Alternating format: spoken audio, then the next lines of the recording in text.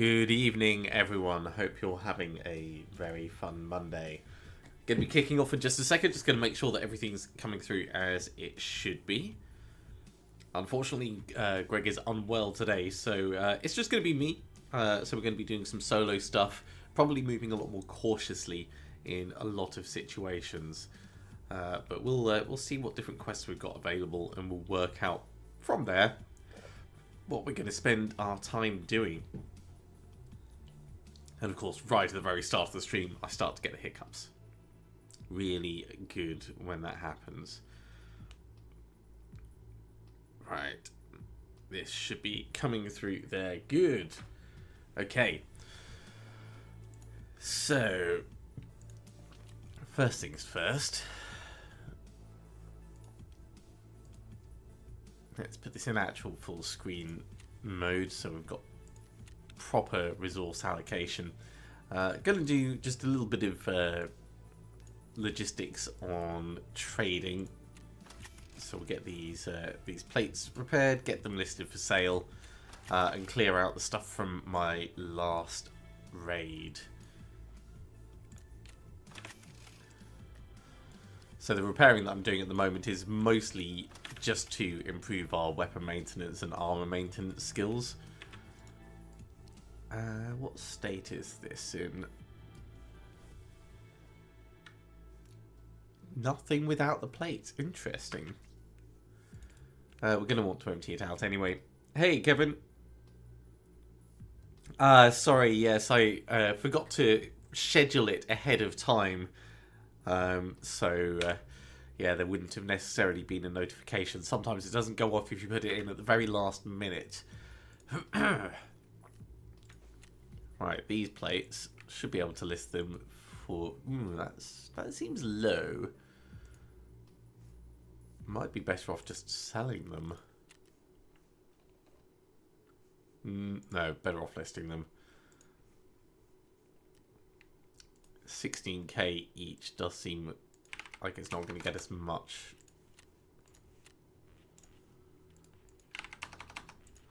Maybe someone will buy them. We'll learn either way. Okay, so in terms of quests, we have quite a few things to do.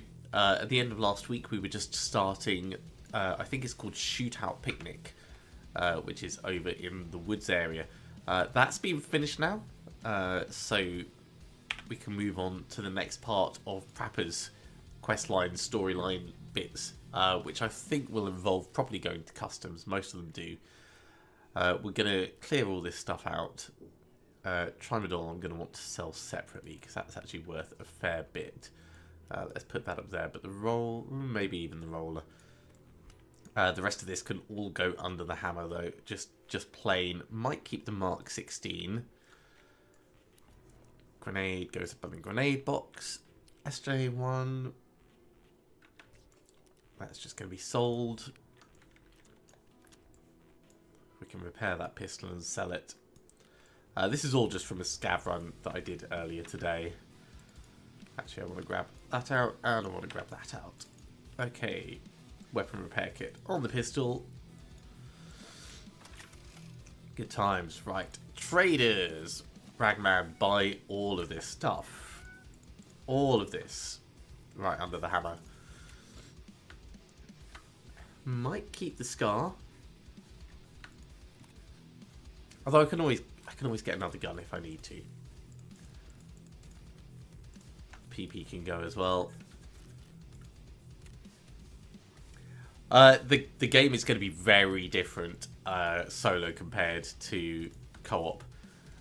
Options for flanking gonna be completely gone, or at least I'm gonna have to work on repositioning myself a lot more. And that's really going to make the difference. I'm going to have to do a lot of the legwork. Ooh, I could get a hollow Dilnik now. We might have to do that. Right. Let's inspect... open this. I've just got food and drink in here. So if I was to buy all the stuff I need for this, that would save me a little bit of space, which we could use for something else. Let's not do it yet. We'll do a scav run to warm up. And we'll go on interchange and try and grab a whole bunch of food and drinks and stuff. That seems like a good plan. Right, so tasks. Operational tasks, we've got 2 and a bit hours for most of them. Eliminating PMCs, I've actually got 2 of them already, so that's not entirely unfeasible for Skier. Eliminating PMCs with a headshot as a scav on Streets of Tarkov, that's not going to happen. Exiting Shoreline could happen. We get a little bit with Therapist. And PMCs from close range for Therapist. We'd have to have some really serious PvP in order to hit those. Other than that, things that we're trying to do, we're not going to go to Factory today. I'll grind that off camera because that's going to be a pain in the arse. PMC operatives with headshot while under tremor, that's not going to happen. So pretty much nothing from Jaegers can happen. So let's have a look at Prapor. Delivery from the past. So we need to get the customs office key. So we're going to want to be searching a whole bunch of jackets. Or potentially bartering it with Therapist. And then we could maybe do that and start moving on from there. But as I said, we're going to do Scav Run to warm up. So let's take Scav to interchange. And we are looking for hot rods. We're looking for Tarcola, herring, and squash.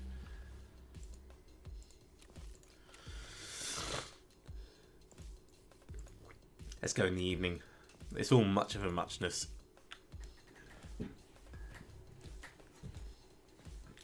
Yeah, so working solo for the specific quests we're going to be trying to do. Someone wants to add me onto their friends list. That's interesting. For the specific quests we're going to want to do, we want to be avoiding people quite a lot. Once we've got the Tarkov Director's office key, that's the key for the big red warehouse on customs. Once we've got that, we're going to want to get in and out quickly and then probably stash a couple of those folders and then do a whole bunch of factory runs together. It's going to be a grind. It's going to take a lot. But honestly, I think it's the only way to get through it. It's never a fun quest to do. We could try doing Factory at Night, but I think Factory at Night kind of has this... it's either completely silent, or you have people with night vision goggles and ultra-class armors looking for PvP. Right, while this is loading in, stick up our FPS.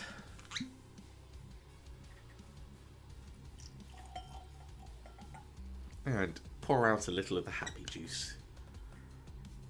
Now, I am fully expecting that it's going to be an evening of pain, but that's more the nature of the quests that we're trying to get done rather than particular playstyle or anything. Once you start going to hotspots on the maps, you're going to run into trouble. There's no two ways around it. We'll try and do our best to mitigate that, but...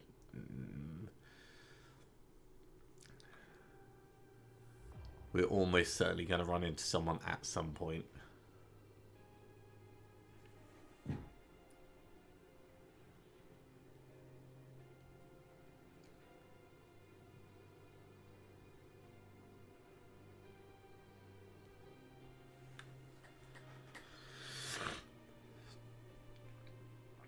So, yeah, since last week, we've done literally just 2 raids onwards. Haven't had time to do much else, and that's just been to get Jaeger up to rank 2, loyalty level 2. Next loyalty thing we're going to be pushing for is going to be mechanic, and that's going to require us getting to level 20. We're level 19 already, so we might hit level 20 tonight if things go well. At which point we can start doing some upgrades on the hideout, give us a bit more space, that kind of stuff. Right, so interchange 4 and 6.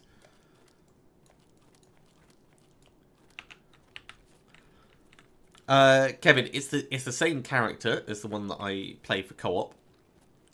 There's nothing different about them. It's just I'm not going to have Greg around, so no chance of friendly fire. But at the same time, no backup. Although last week Greg did kill me, so on balance it might work out roughly the same.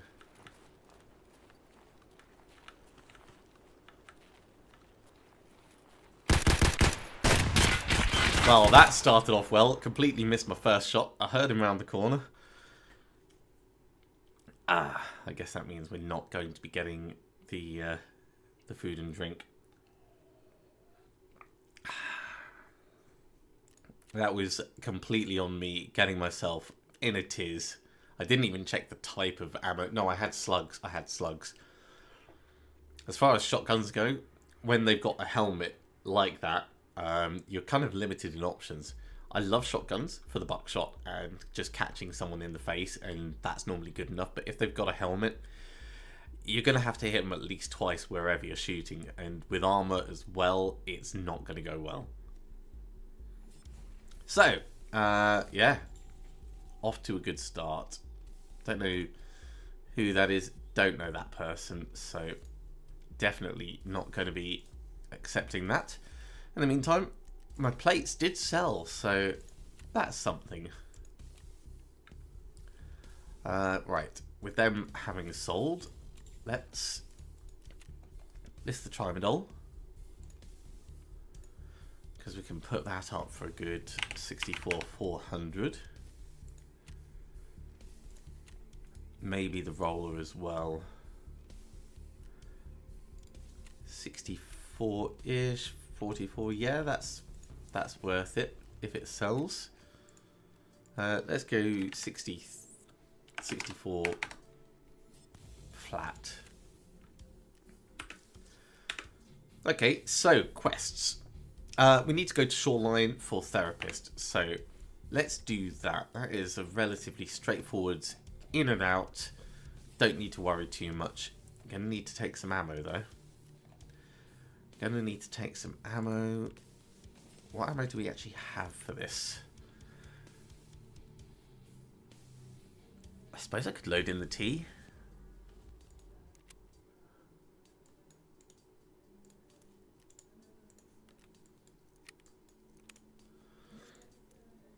So we'll put the T at the bottom, BP in the top.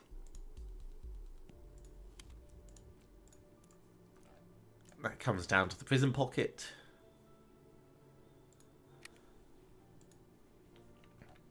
Sure. Right, what do we have that we could do on Shoreline at the moment? Signal Part 3. Let's take some signal jammers with us. Brilliant idea. I have a bag with... There they are. 1, 2, 3. So, signal jammers, Shoreline. What could go wrong?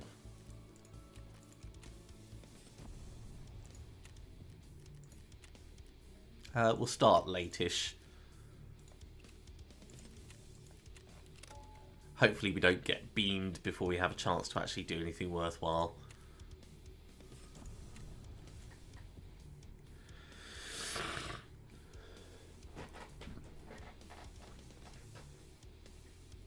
And then when we get out of this, we'll try another scav run on Interchange, try and get some of those food and drink items. I could just buy them with the stack of cash that I've got, but it's far more efficient to find them.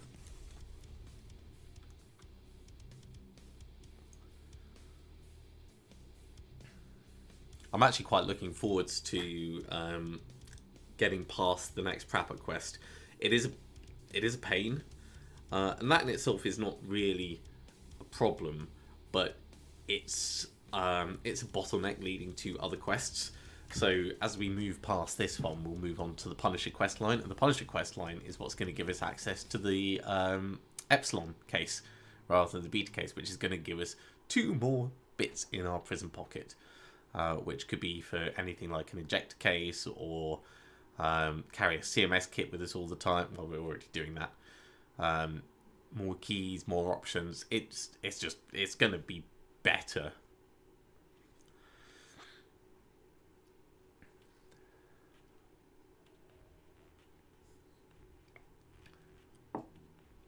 I may sound a tiny bit bunged up at the moment. I think I picked up a little bit of a cold over the weekend, but not enough that I feel bad, just enough that my nose has started running, and it just feels like I've got that little thing in the back of my throat.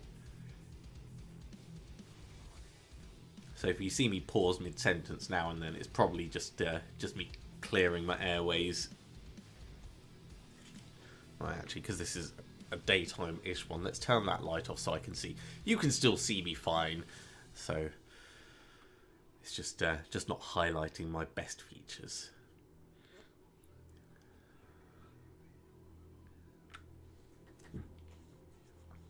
Now, with this this patch, along with all the others, there is still a whole bunch of bugs. New mechanics means new bugs. So they've introduced vaulting, but there's a bug at the moment where you can vault through locked doors, which definitely shouldn't be happening, but it's there. But it has also opened up new routes through some of the maps, so you don't always need keys to get into locations, because you can like vault over the balcony kind of stuff. Especially going to Shoreline, where there's a lot of interconnected rooms. I don't think we are going to have to go up to the resort in order to place one of the signal bits, but we might not do that all in one go. I might wait till the nighttime run to actually do that.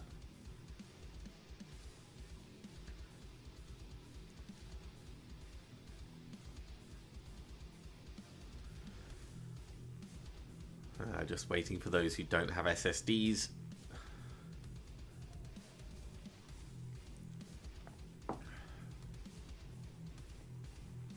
There's always talks about cheaters in matches like this, but over the last few weeks, I've noticed that the PvP has been quite a lot better. I see people missing a lot more shots than I would have seen.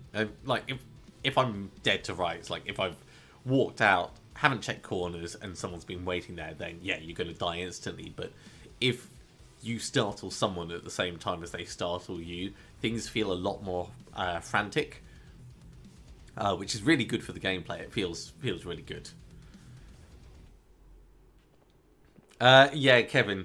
And that's why I said bug/exploit, because there are people that are using the vaulting through doors to do stuff that they shouldn't. I tend to frown on that a little bit, but it's a very fine line, because in a game like this, for me, the gameplay is in the personal progression.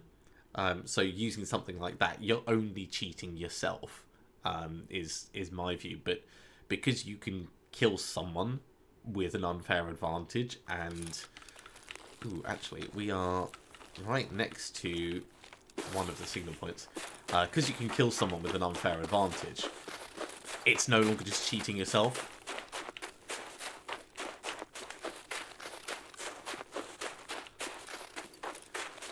So yeah, I'm in two minds about that, really.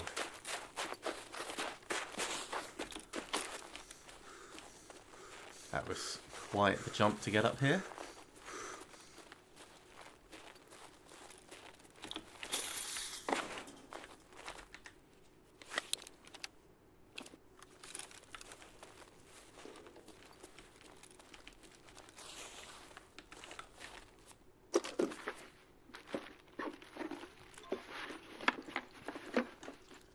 Vaseline is going in the prison pocket right away.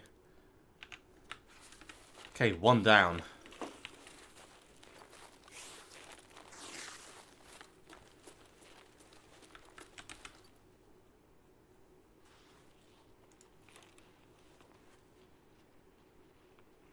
Shit, there's two people here.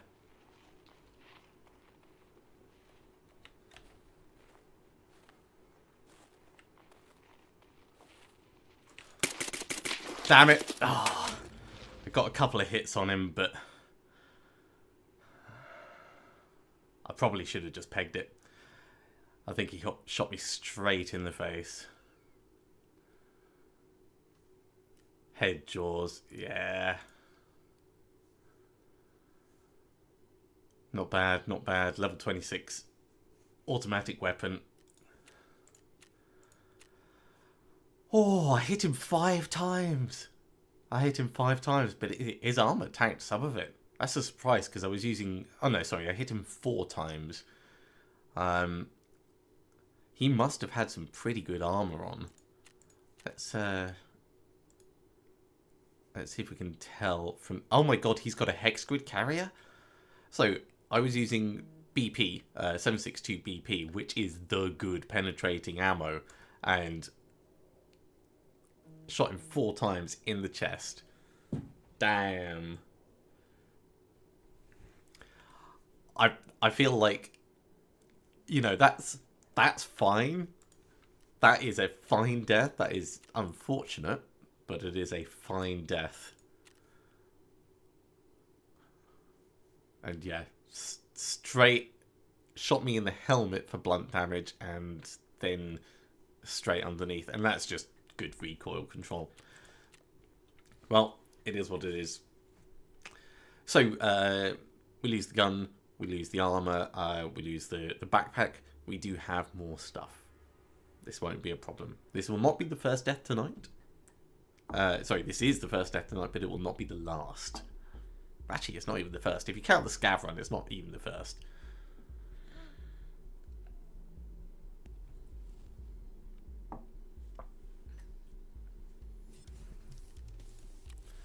Right, well, at the very least, let's grab our money from that. And what are we going to do? We do still have the signal jammers, so we could go back in. We could take the RFB from that guy that I killed earlier and just try a bit of a scoochy run. 4, 5, 6. Kill a scav, take whatever ammo he's got. This can go back in over here.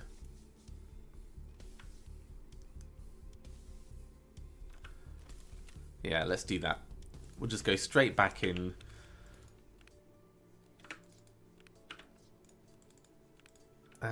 Where did I put my spare helmet? It'd be nice to have some armor, but we don't have spare because we don't have space for spare. Although, let's have a look. Right, man, what are you going to sell?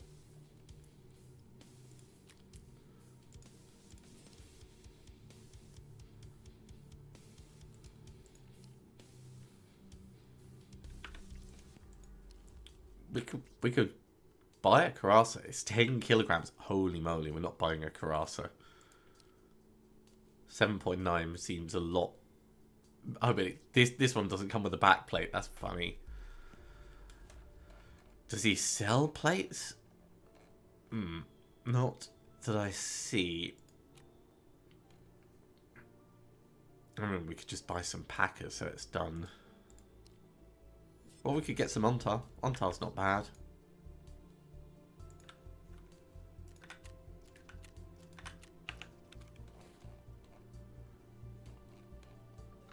Right, take one of those with us to drink at the start of the raid.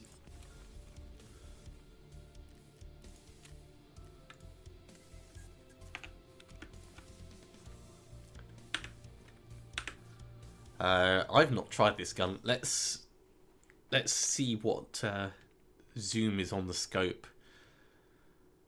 and if there's any lights on it.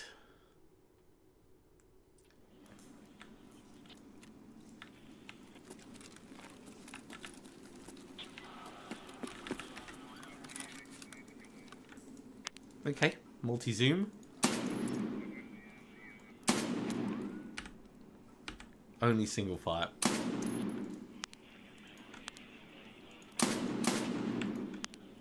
Pretty accurate though.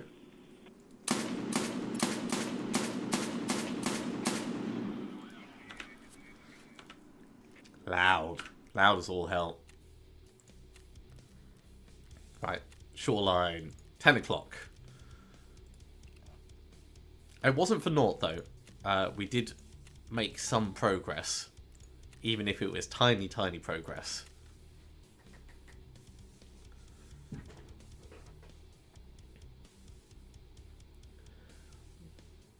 Da-da-da-da. Cancel that notification. I don't care that Marauders is on sale. Marauders is the kind of thing that looked like it had a lot of potential, but it just didn't really have the same feel. I didn't tempt me enough to actually pick it up.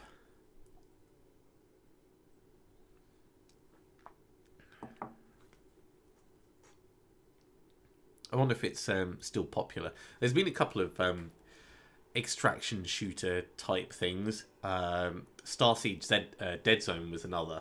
And if you have a look at the player count, it's started off like quite high and then it's dropped down to 2 or 3 active players per day. And with just that few, you're not going to get good matches. You're going to end up with people who are really good at the game because that's all they're playing. Or you're going to be sat there for 20 minutes waiting to get into a round. It just kind of removes the satisfaction. I think one of the big problems with games like this is when you do rely on an active player base. Like Tarkov has got scavs, which is great. Scavs as AI, then the rogues, differing levels of AI for differing difficulties. And in theory, you could code up AI PMCs if the user base dropped low enough, so people could still play and they could still do quests that require you to kill PMCs. But the other offerings, they don't have anything equivalent to AI players in there. And when you're missing that side of something that's supposed to be a PvPvE system, it kind of takes some of the heart out of it. Like the surprise of rounding a corner and having someone there, or hearing someone and setting up an ambush for them.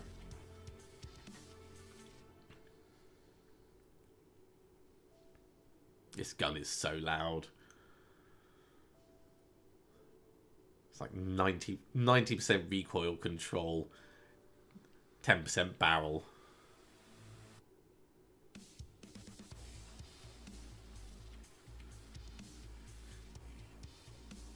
So specifically, we do not have a rig. We do not have a backpack. We need to find one of those from wherever.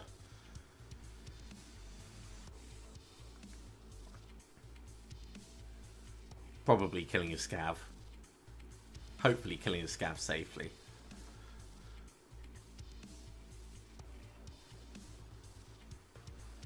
I can't believe the chap had a hex grid on. So disappointing. I had him dead for rights if it wasn't for that. I hit him 4 times before he shot me.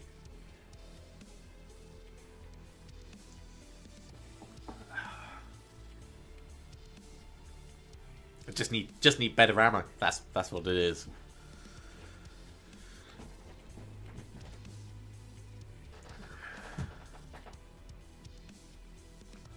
Or should have aimed a bit lower or aimed a bit higher.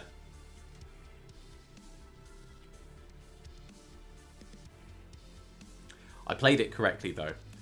I crouched, I started aiming, I slowed my speed down so I wouldn't make any sound, and I repositioned to the point where I had the advantage because I was going to get to see him just before he saw me, or at least I wouldn't be as visible as he came over. I didn't want to be exposed right in the middle with no cover. The only other thing I could have done would be to turn tail and run, but if I turned tail and run, I could have been shot in the back. So if it was just the one player, I would have been fine with that as an option. But because I heard 2 sets of footprints coming from different areas, one from like ahead and to the left and one from ahead and to the right, I'm definitely not gonna be able to run away from that one.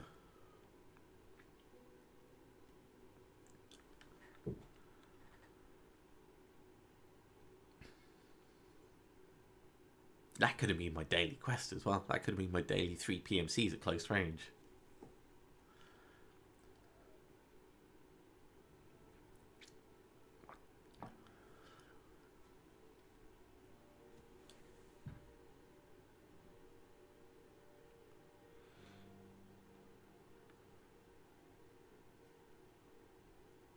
Right, here we go.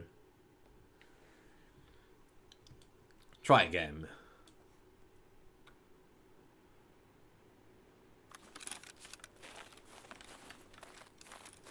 Okay, we are in a different section.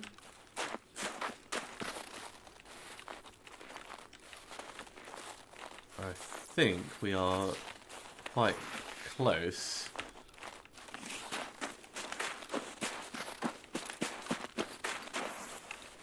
To the second... Yeah.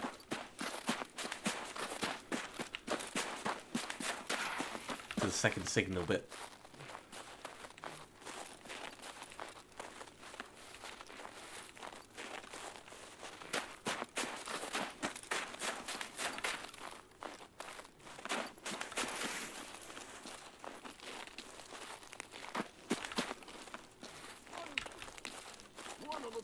Don't see him. Let's go around the other way.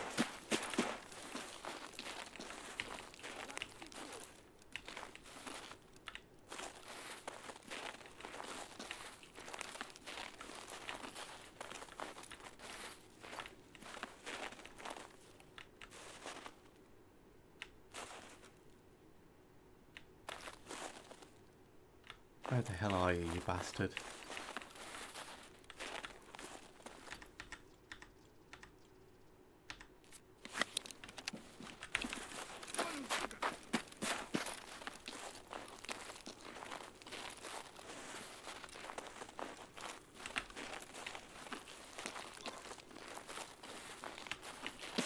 Okay, we're going to go the long way around for this.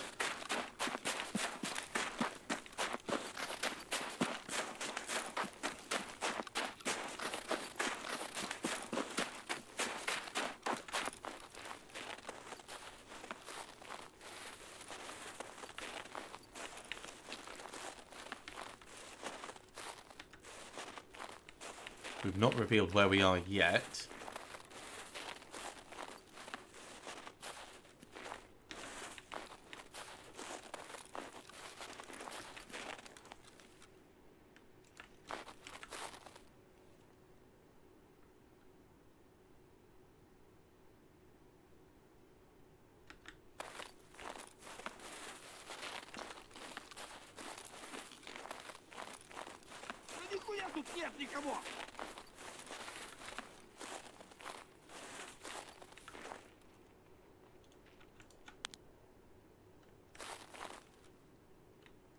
Is he like just behind there?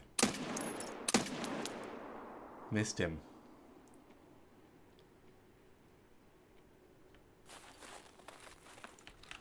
You know what? Let's let him go.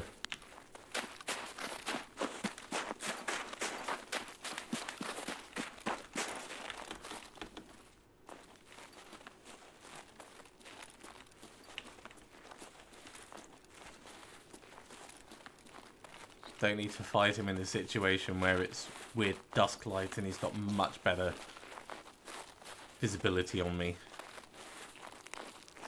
And that twitch turning.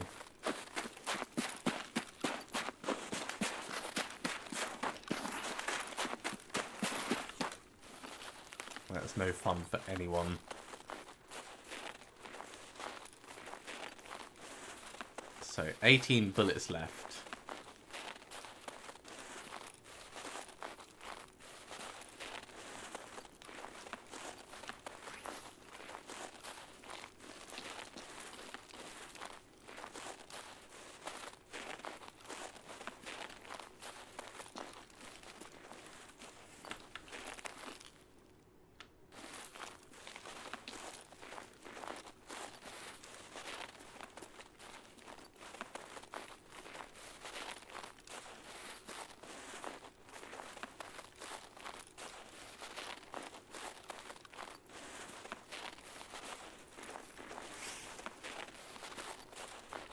Right, there's a scan.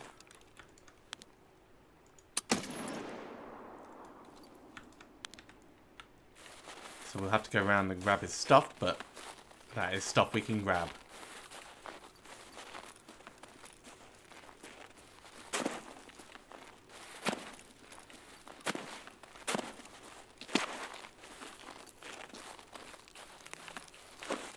Let's book it.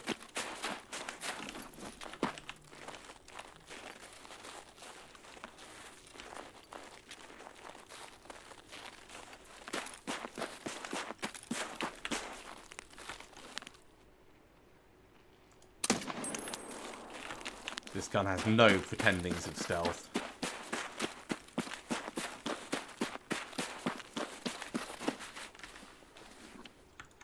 Oh, cool, a Zuck. That's huge.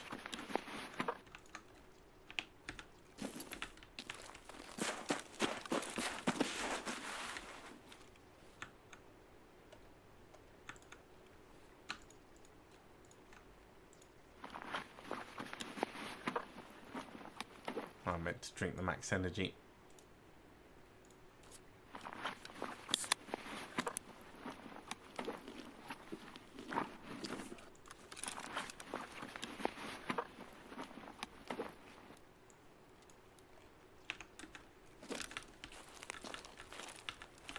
Okay, let's pop inside.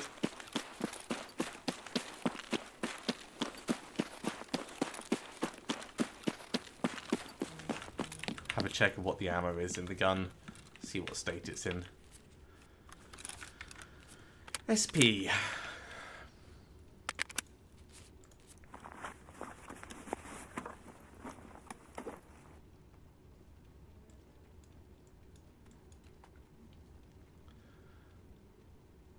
Kind of tempted to throw the RFB away so we definitely get it back, but we don't need to, so let's not. We should push on towards the resort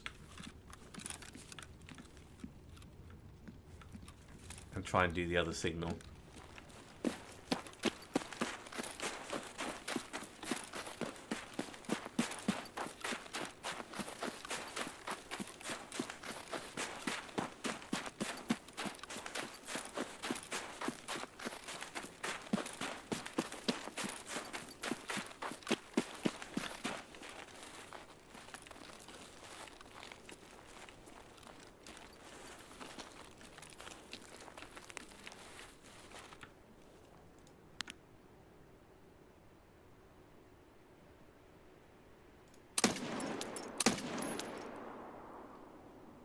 Well, that was unhelpful.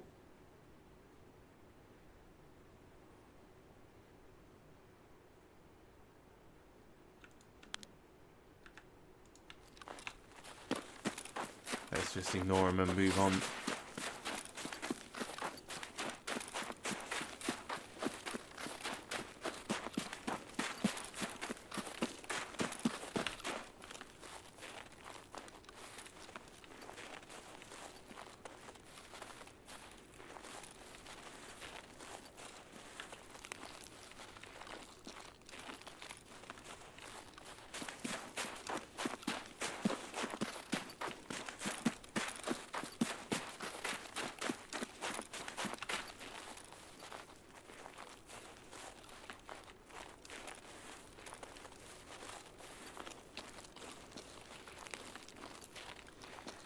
Yeah, Kevin, it's definitely some pros and cons, because you've got the benefit of being able to move quickly without needing to communicate, but you do need to think about what happens in this situation if that goes wrong, kind of thing.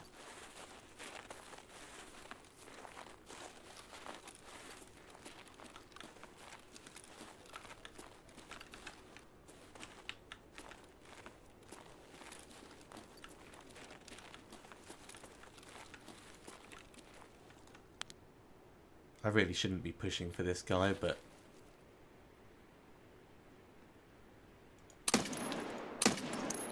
God damn it. Right, there he goes.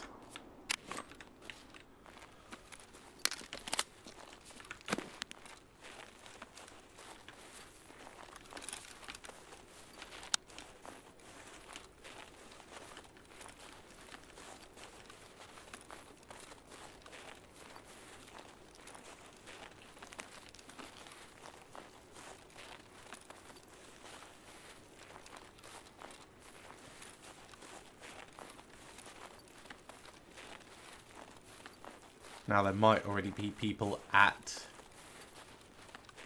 the sanatorium, so this is likely to be the most dangerous bit of it.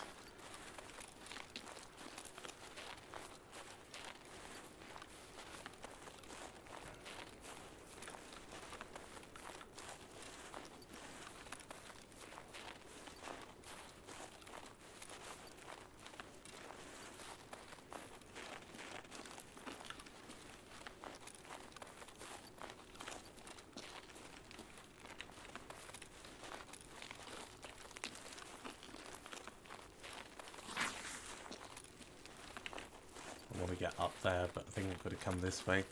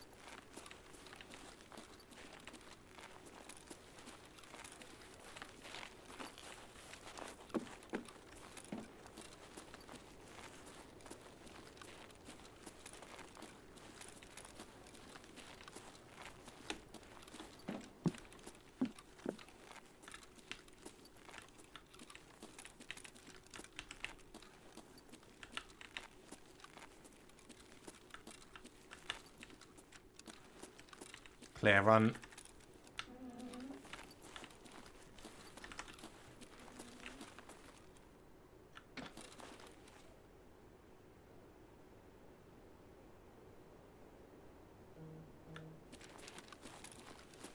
Thought I heard someone, but it could have been someone down below.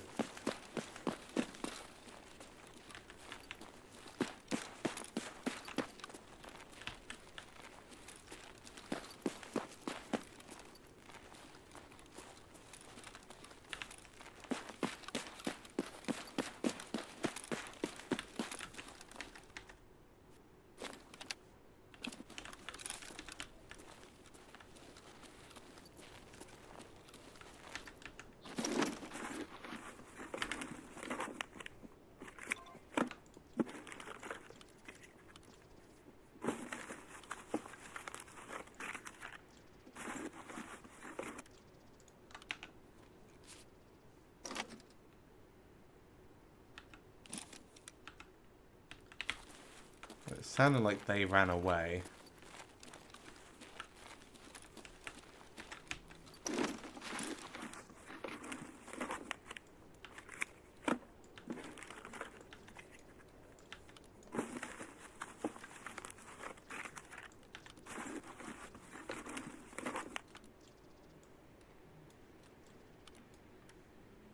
That's not bad for loot.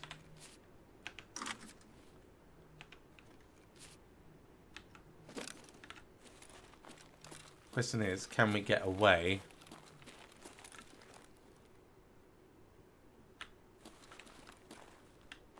Without getting absolutely murdered. I think I hear someone zooming a scope in.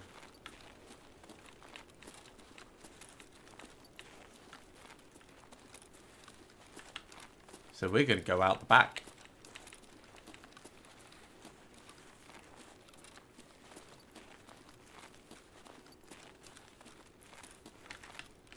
And we're going to hope.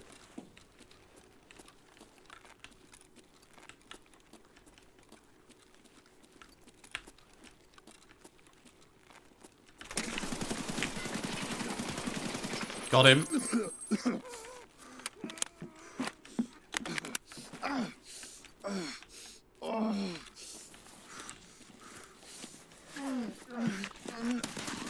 Yeah, no way I was getting out of that, but wow. Storms definitely hit quite badly around here. There wasn't any damage in the nearby area, but overall, like you can see fence panels. Like if you go out to the stores, there's like things that have come loose. I think on the live tracker that I was checking, it hit 55-60 kilometers an hour. So definitely not like it was round near the coast. London being quite built up definitely provided some safety and security to it, but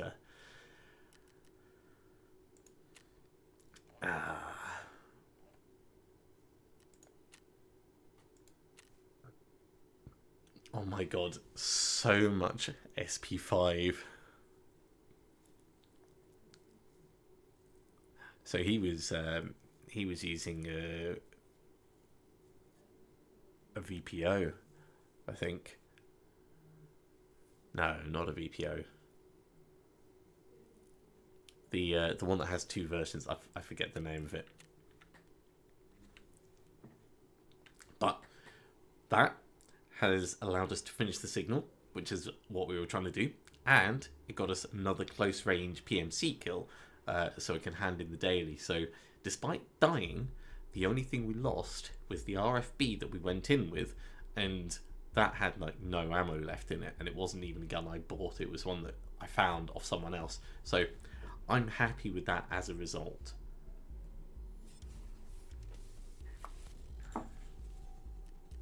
So, trading, skier, elimination, amazing. And he gives us a new gun for that. Actually, I've got some leftovers from Prapper that I can grab.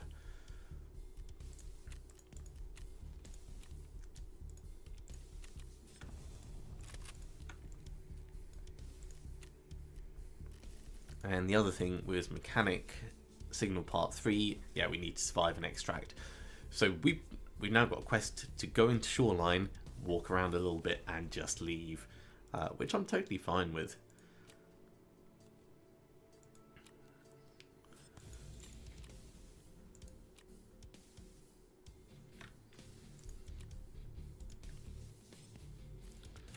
Okay, so from this, I suppose we could grab the ammo.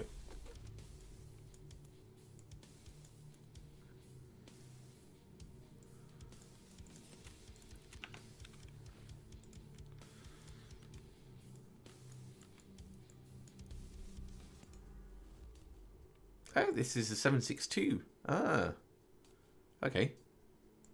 Slight change of plan. That's still fine. Absolutely no problem with a 7.62 gun. We're going to want to bring those last bullets with us. Let's eat the Slickers, and I'm sure I've got some drink. Saving the hot rods, let's use some of the water.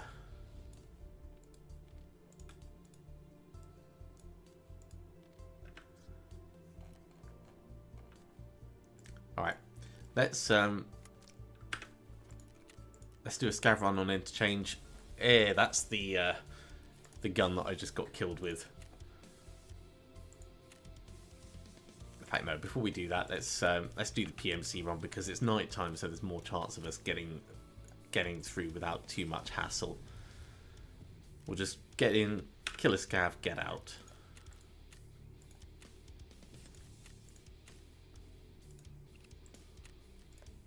Doesn't even need to be anything spectacular.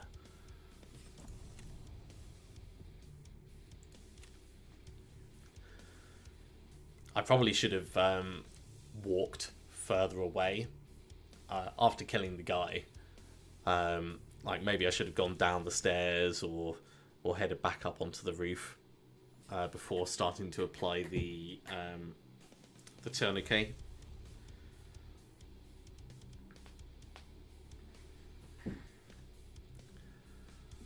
But when you're that shot to hell, you never know like how long bleeding is gonna still keep going before you just bleed out.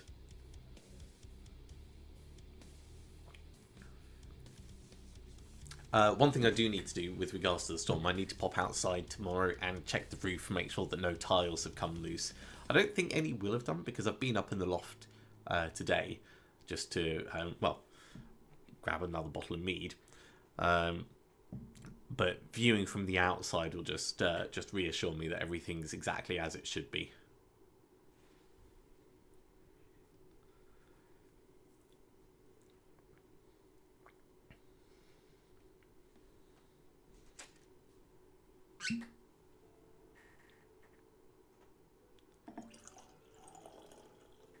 But that kind of engagement actually is a really good example of what I was talking about. So the person, I was coming down the stairs, they had their flashlight on. They shot me a fair bit, but it wasn't laser accurate. It wasn't pinpoint. It was all over the place and all over my body. And that's what a lot more of the gunfights feel like, which which makes me feel like in the past a lot of the engagements that I've had haven't just been experienced players knowing where to aim with the quick aim, but actually like aim assist, and it's definitely going to be confirmation bias looking back in time and like second guessing all the ones you remember, because you remember all the bad ones, you don't remember all the good ones, all the combats that you won. But what it does do is it makes the current combats feel a lot more satisfying, win or lose. Or even draw. I've had some where we've both ended up retreating from the combat. Like we've taken a couple of pot shots at each other, winged each other a bit, and then both left going different directions.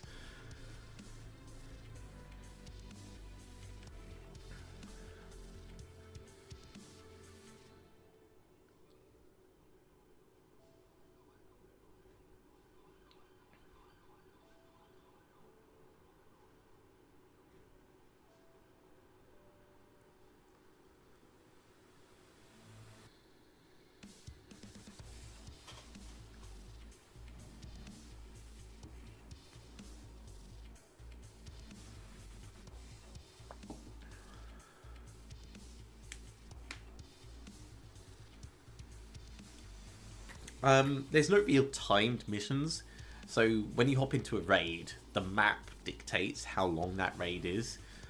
Most of them are somewhere between 35 and 45 minutes, but Battlestate games can change that. If they're doing maintenance, they may drop it down to 15 minutes or 10 minutes for those still in a raid, or they may say, hey, like everything's really busy at the moment, we're going to take 10 minutes off the standard time and just let people go from there.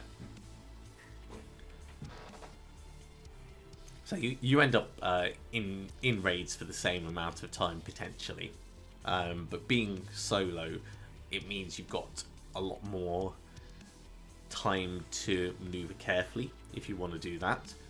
It also means that you choose when to engage rather than having someone potentially engaging on your behalf. So there's definitely benefits and problems either side. Like if that had been me versus just a solo guy, I would have been fine. Or if Greg had been with me there, I would have been fine. Both of those situations, it wouldn't have been 2v1. It would have been 1v1 or 2v2.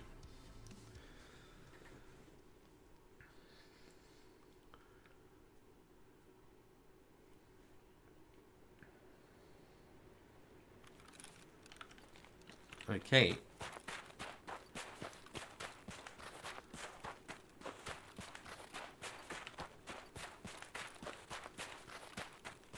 Kind of feel like going over to Scav Island might be the fastest way to get a Scav,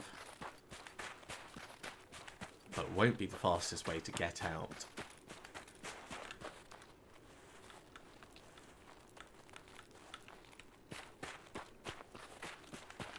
Let's make sure this is on full auto.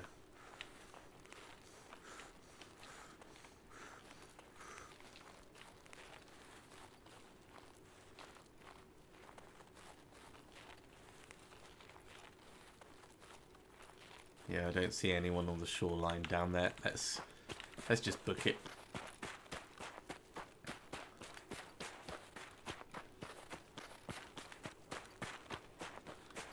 The reason I want to get a Scav is mostly for the experience, to make sure it doesn't count as a run through when we inevitably extract. I could even cut across from here, go up past the cottages.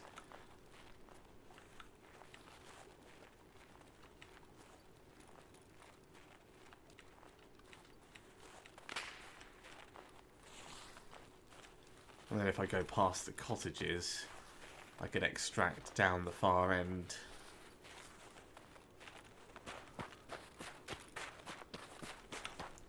Or if we go along past construction, we could go out via the railway bridge. But we're almost certainly going to run into someone as we go past the garage.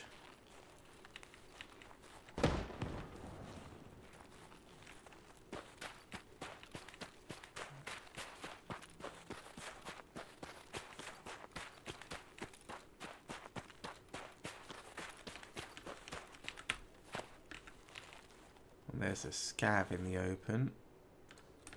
Let's go get him down on the bridge. Down on the bridge, down on the beach.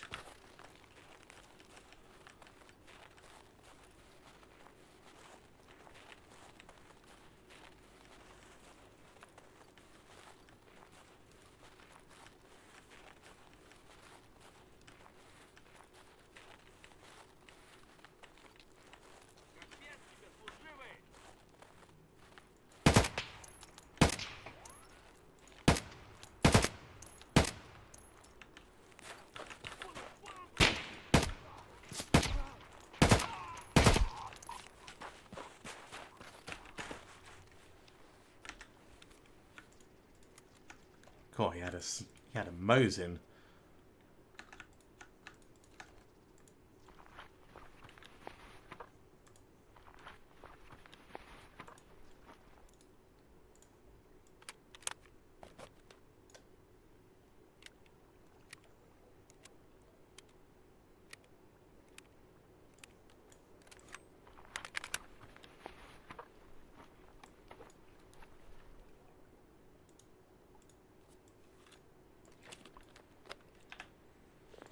Right, at the very least,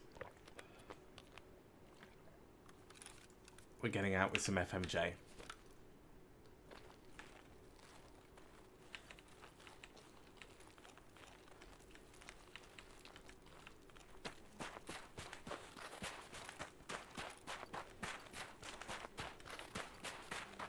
Doesn't look like the boat is in.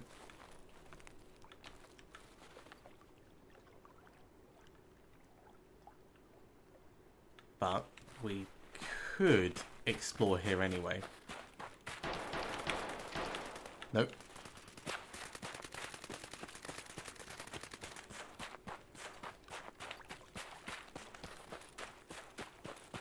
Do not want any part of that. No thank you, no siree. High volume shooting, suppressed weapon. Lots of nastiness.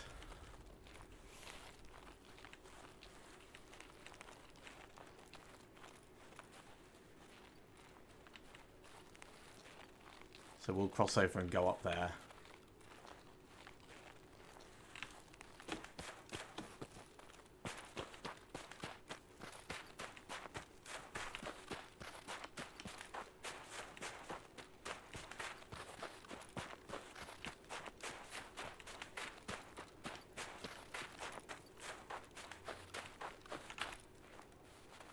Hey, that's enough running around like a loon.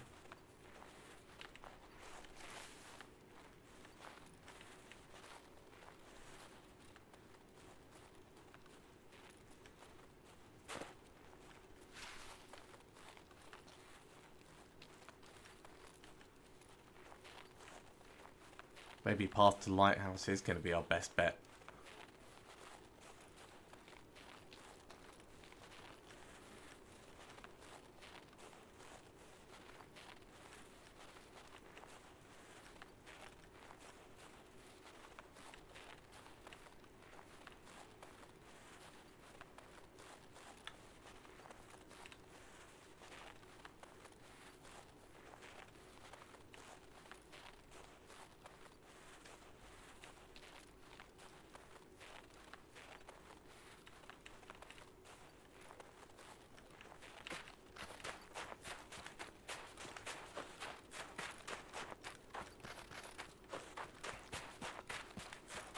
We'll have a little look at the cottage for the cottage key. Just in case as we're passing through.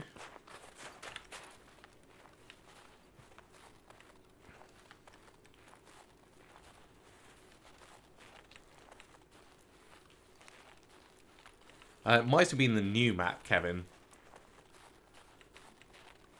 Might have been the new map.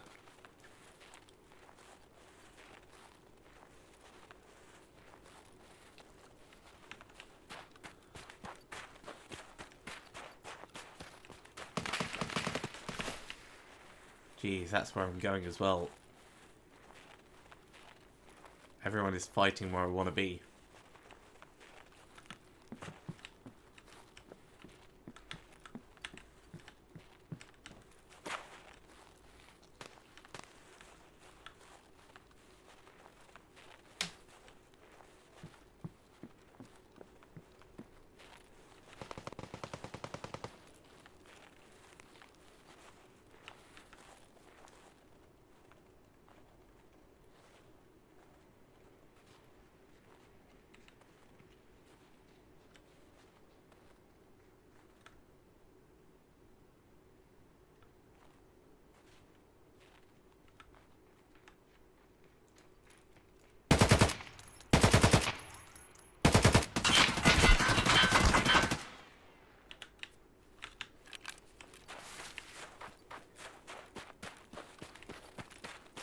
Let's just be gone from here.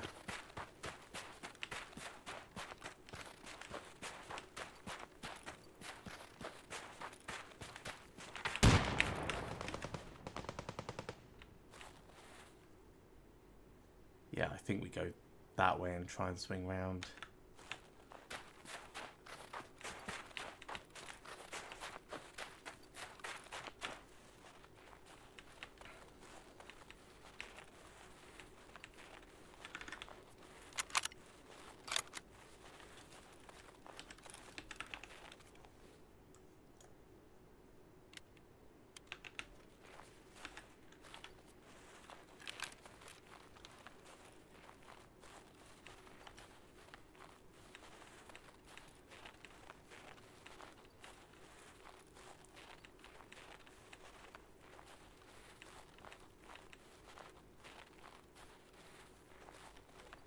This is almost back where we started. Just because we've been ferried this way. Funneled this way.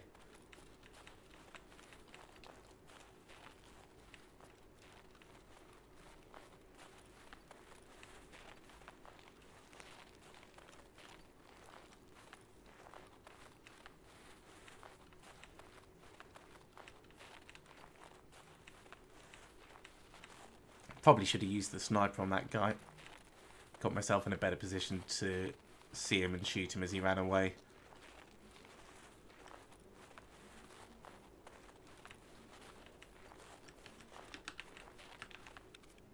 He was accurate though. Got me in the chest a whole load.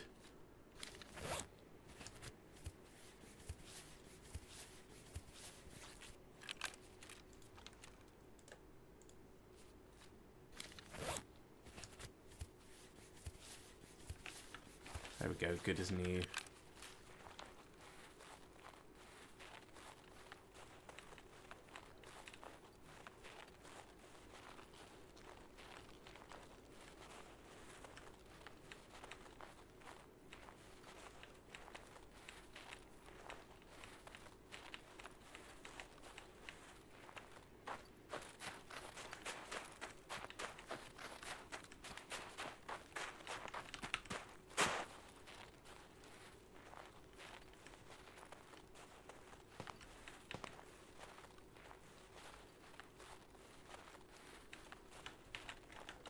Checking the fishing hut.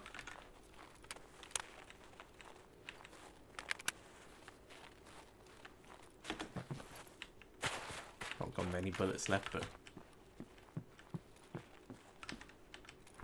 might as well try and get something out of this raid.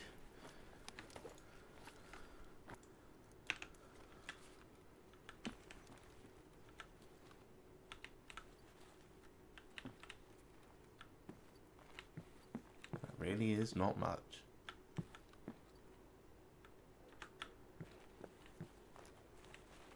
No problem though.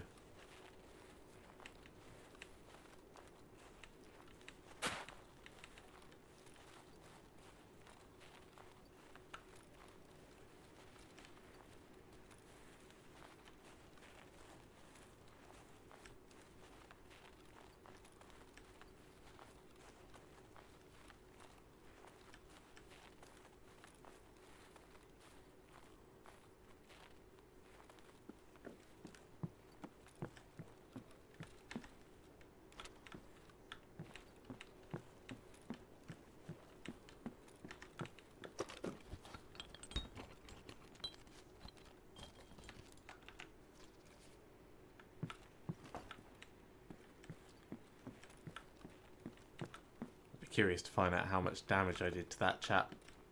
Like if I did anything worthwhile to him at all, or if I just missed completely.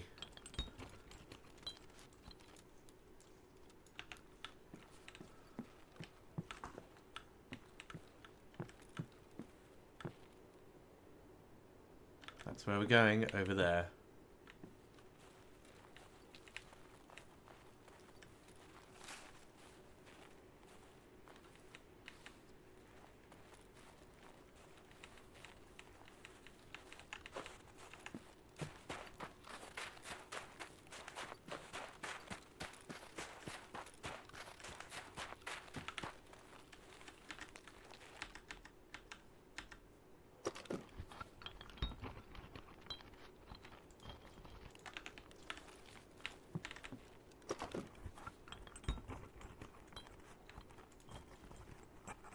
Water filter, not bad.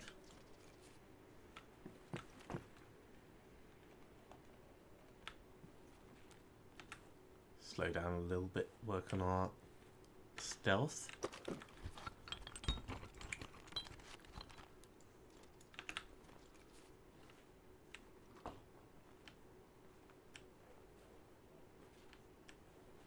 This is not because I think there's someone near, this is just to work on our covert movement.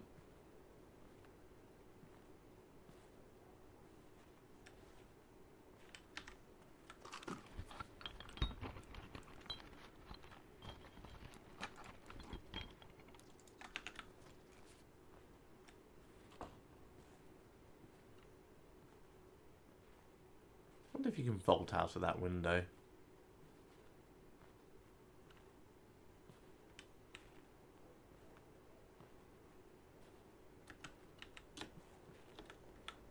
No. A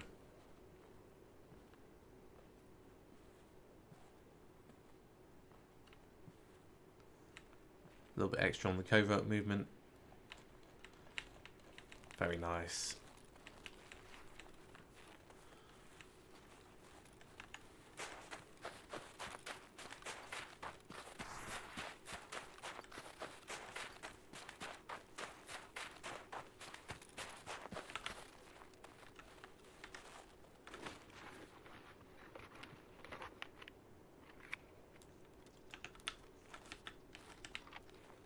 Take everything the game wants to give me at the moment.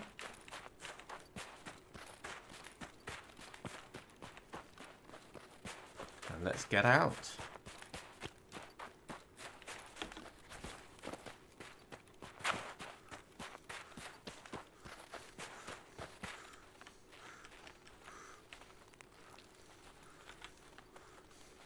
There we go.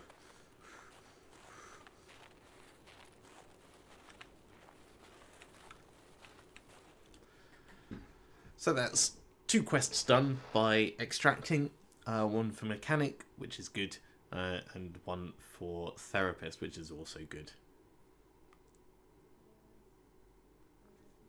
Yeah, that's exactly it. It's all barter items. Okay, so I'm at use 25, hit count 7. I might have hit that chap once or twice. Killed the scab at the start, of course. So not hugely amazing, but it does bring us a bit closer. 33,000 XP to go. Let's hand in these quests and see what it puts us on at that point.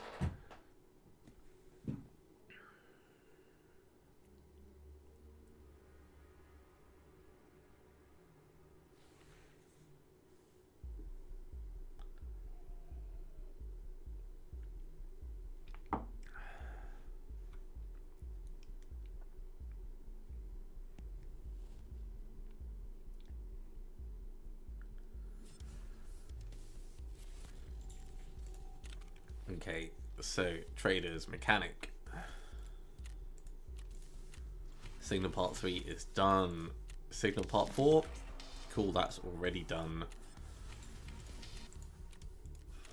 On to steady signals, so that needs us to go to woods and find all the various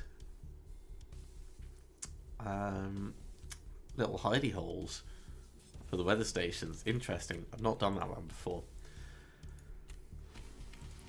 And a little bit more therapist rep. It's always welcome.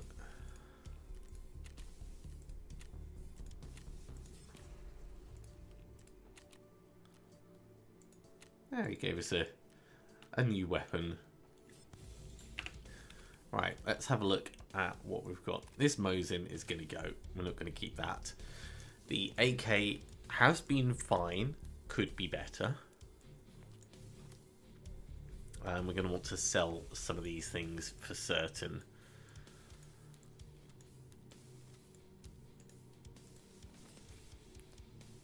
Water filter. Yeah, about 40k for that.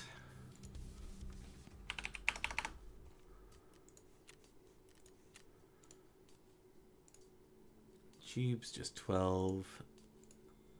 Thermometer, 28. Hoses a little bit more. Looks like the water filter just sold. That's good.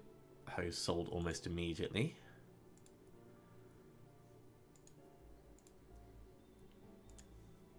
That scope is worth a decent amount.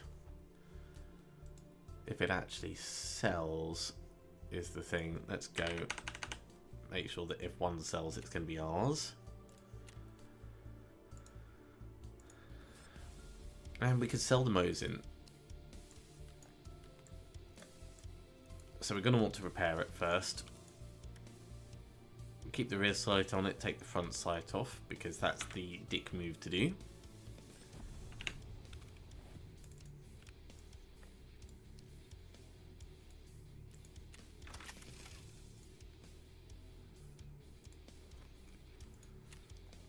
And then we'll put this up for 37,999.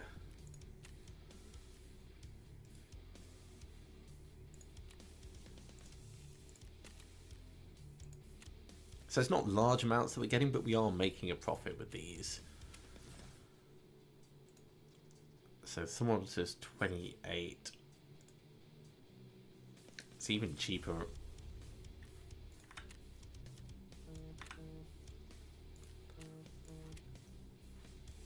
I'm going to just buy up anything that's less than therapist's sell price for those.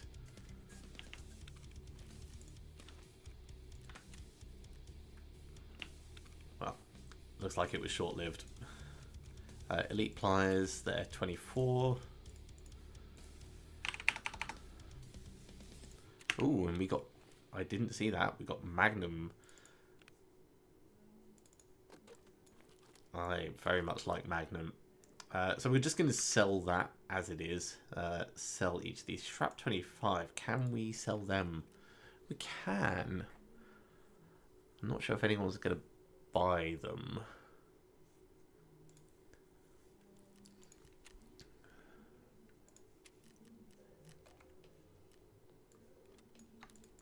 Tubes just sell as they are. That's worth a little bit.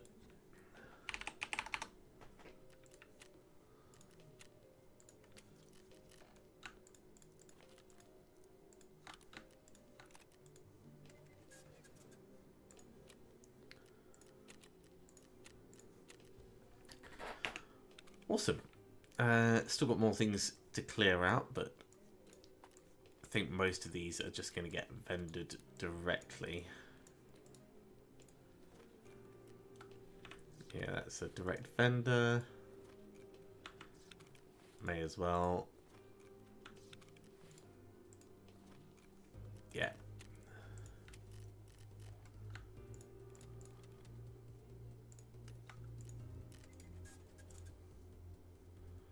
Meds are worth a bit. 13 for them. In fact, the thing that's worth the most is going to be this respirator. We should probably keep the horse. So we're going to keep the horse. What do we want to sell instead of the horse? Maybe another water filter.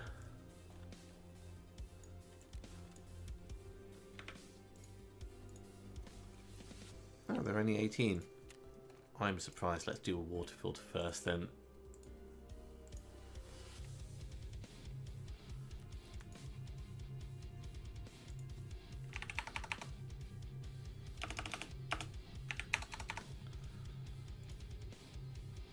No, we can do much better. 13,900.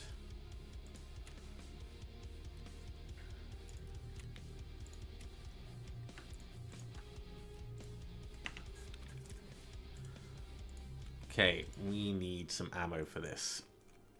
Like, some actual ammo rather than just, oh, like, I think we should have something. So we've been using T45, which has been working well enough, actually. It's not too expensive to restock us and have a couple of bullets left over. That FMJ will just vendor.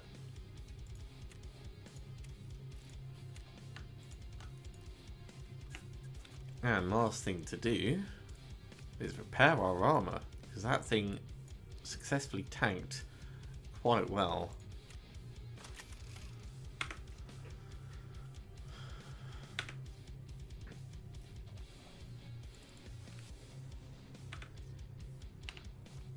Right. Flea market.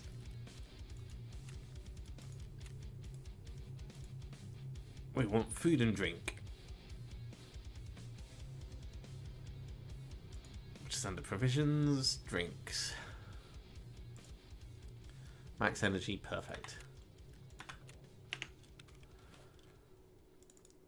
That's going to give us 12 energy and 20 hydration, so I need a little bit just to top up the energy after that. Let's eat a teeny bit of sugar before then.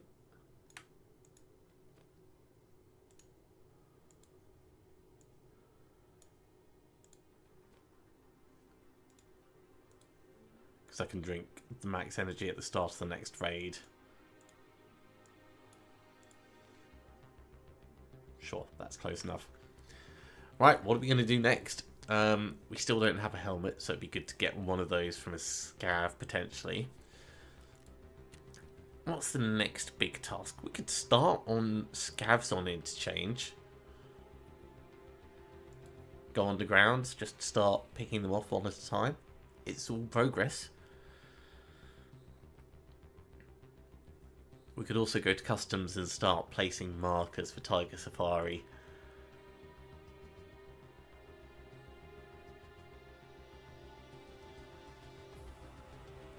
Or we could... Wow, setup requires you to do 15 PMCs? That is just obscene.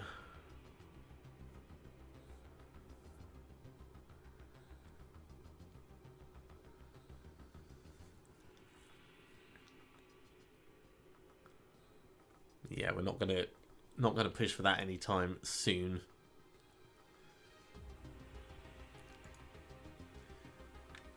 So if we go to customs, we take 3 markers and the trailer park key.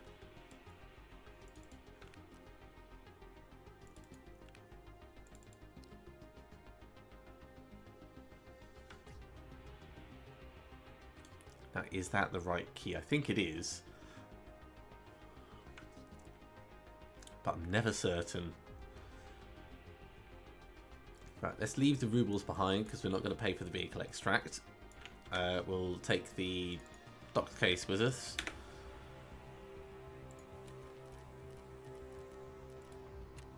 Actually, Prappa can sell us the markers.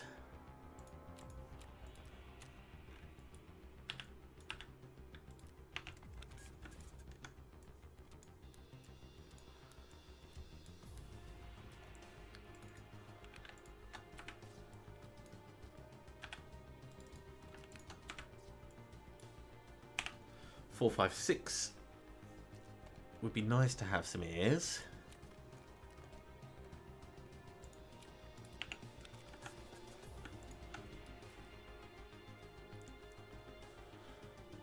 Alright, let's go to customs.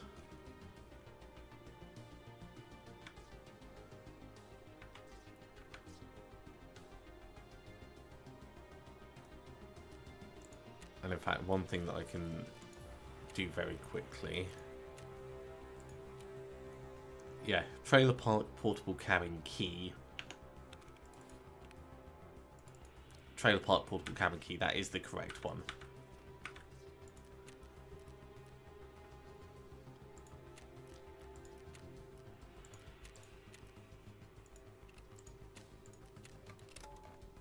Alright. Let's do it. So, Tiger Safari and the trailer park portable cabin. Those are the 2 kickers that we're aiming for. If we can also search jackets for keys, that would be good. We're not looking to get shotgun kills on PMCs.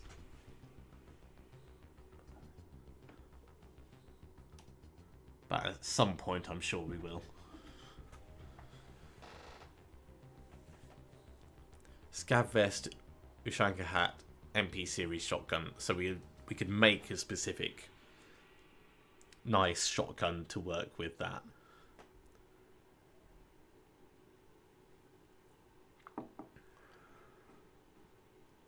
Maybe like sit under the bridge, wait for people to cross back and forth. Try and get some relatively early kills now and then. I don't mind the shotguns, but at the same time, 15 PMCs is a lot of kills to need to get for it. I think setup is another one of those gateway missions.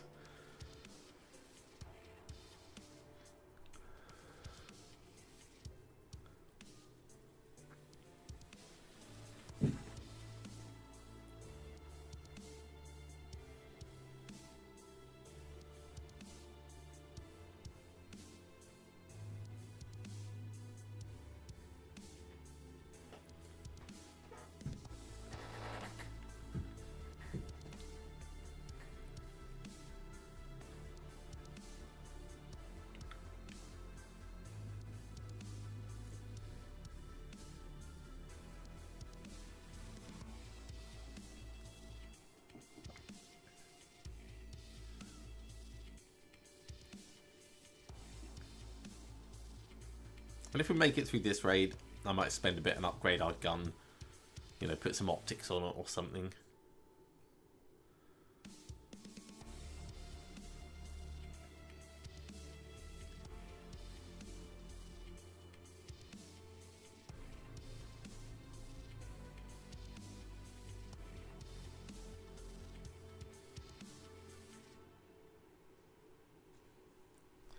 Yeah, by limiting it to MP series shotguns, especially at this level, you're not going to have flechette ammo, so you're going to have to go for headshots.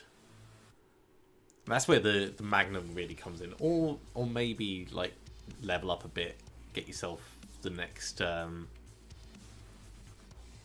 next workbench and start making AP ammo. That's also a possibility.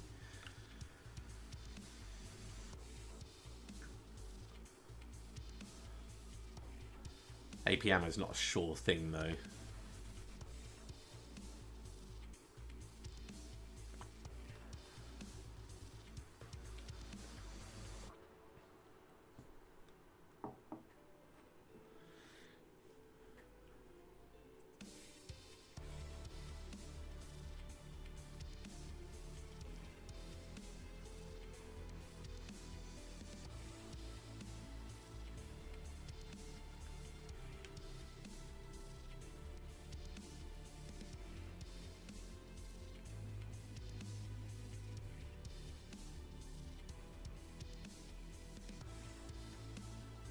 I've got to remember that I don't have many spare bullets for this gun at the moment. Once we get a barter trade for 7.62 BP, I'll probably start stocking up on that. Although, you know, there's every chance we'll just run into someone with a hex grid and they'll just tank it.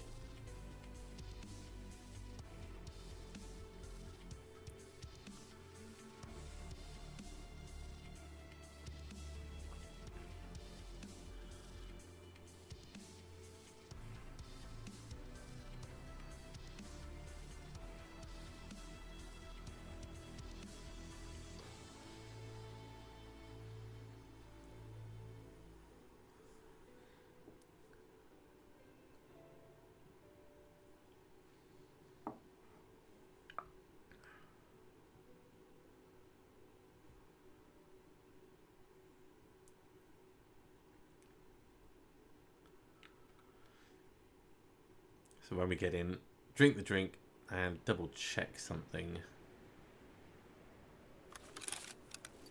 Where are we? We're in a relatively... No, we're not in a relatively safe place. Right, check Giving Tree. Giving Tree has a gun. We'll take that. This has never been here before. Ooh. You know what? I'll wear that.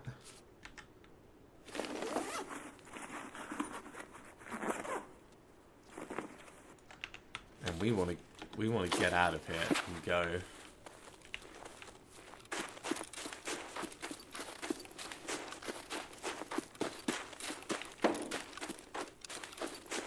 Probably over this way and underground.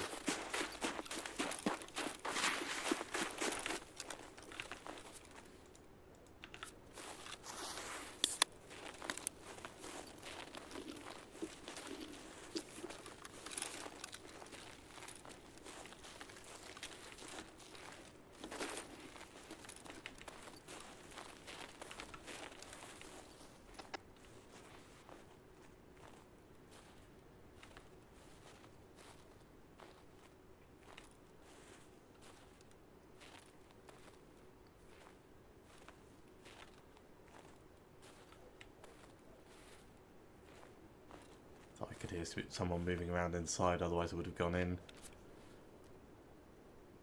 Right, so I wanted to double check. Yeah, I've got to get to room 303, grab that, then go drop it off. Okay, so that's actually going into dorms.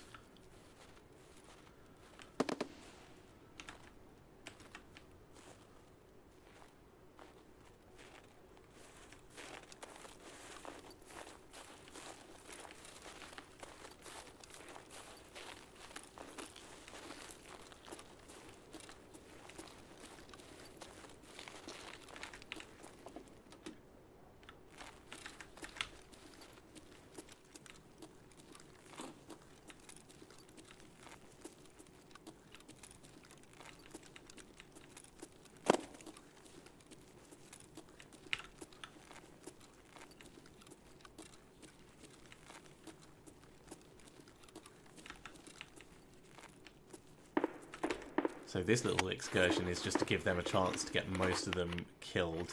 I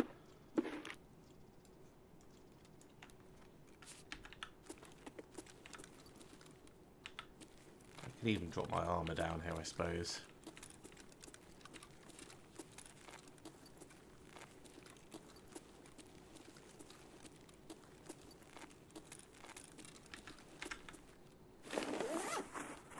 Sorry, let me transition across to the slightly lighter one so you can see better.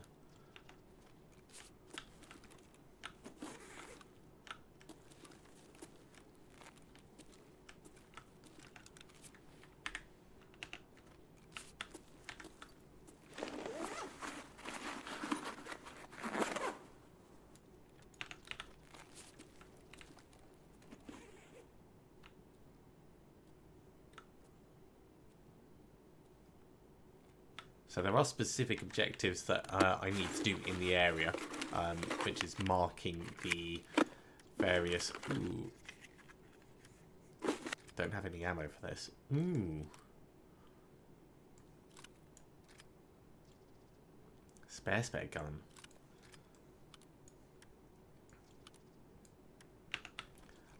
But I want people to have moved through the area before we go up and try and do that. Otherwise, we're just going to get peppered.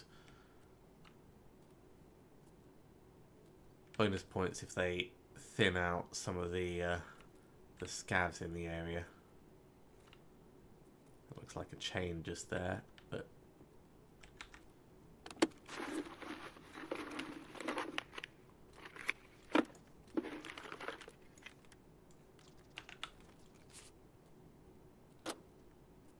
get a bit closer and have a look. No, it's just a rock. Just a very light coloured rock.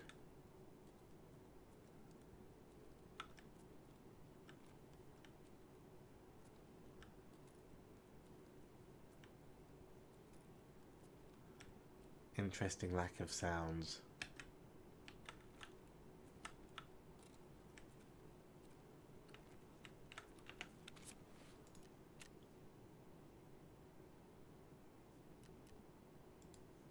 Well, we're good to move on in just a moment. Just wait for the stress resistance bit to do its thing.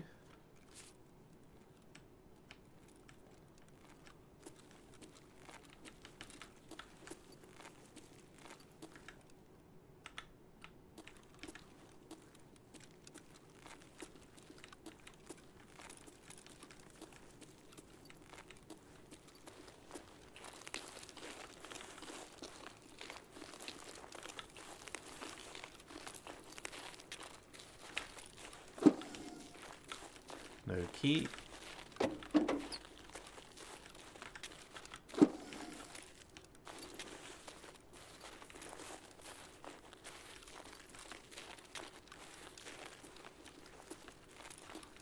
Let's try and move quickly and safely to the first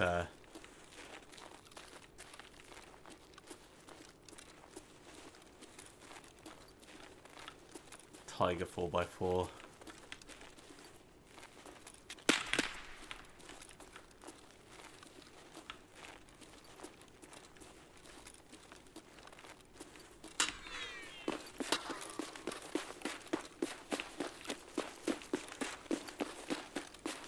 don't know if that was specifically at me, but...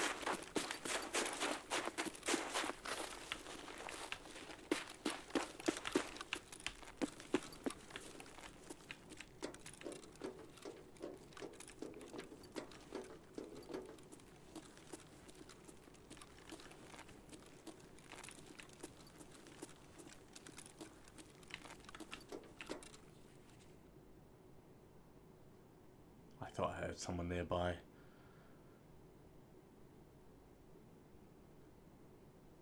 This game's giving me the heebie-jeebies.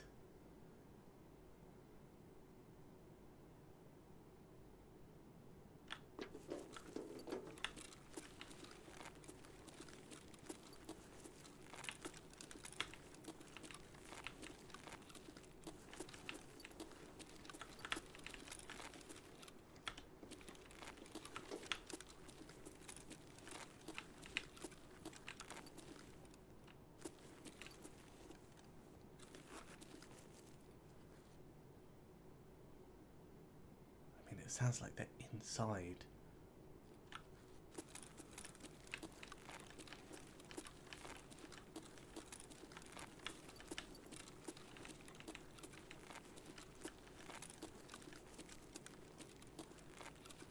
Maybe they're up top of the thing.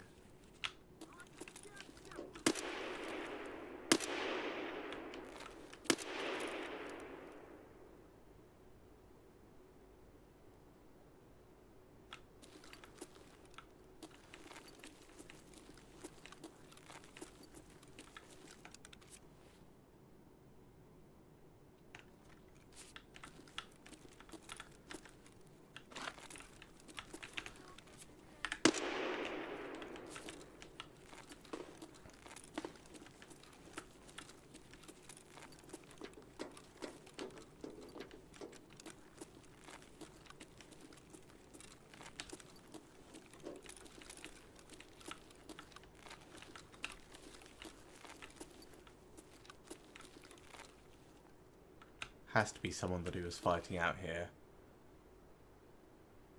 I want to move past this area so badly. Let's go for it.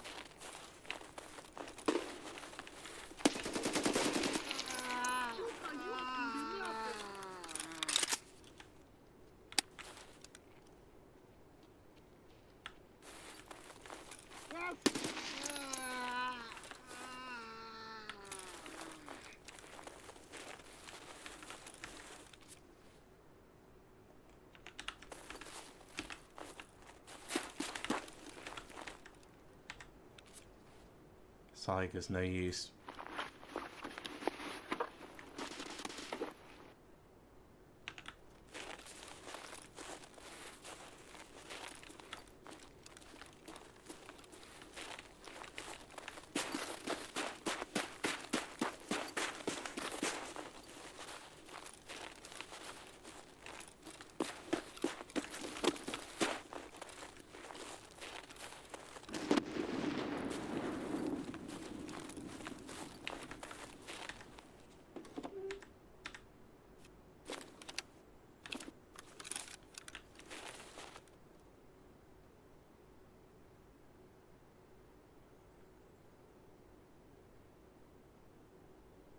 Once this is done, we head back towards the garage, gas station.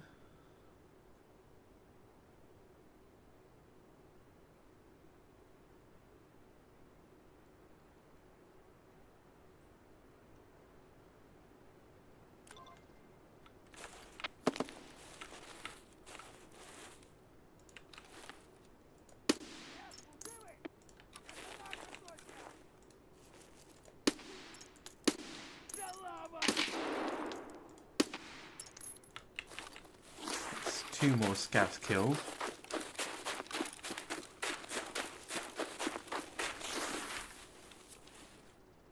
Ah, cool. Actual ammo. Right, let's throw that away.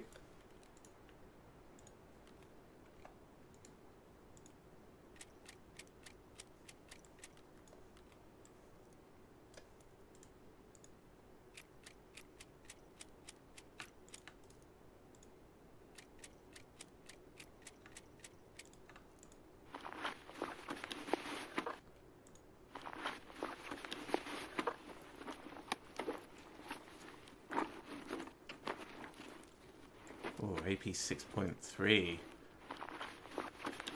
We'll drink the vodka right now.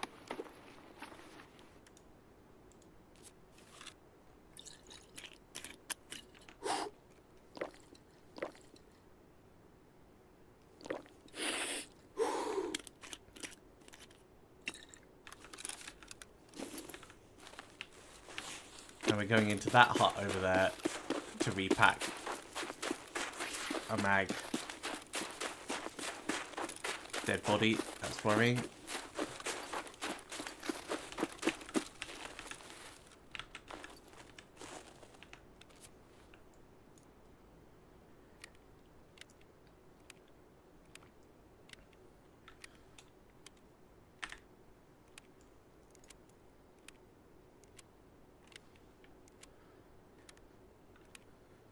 Oh, hydration is super low because of that. We're going to need to drink these.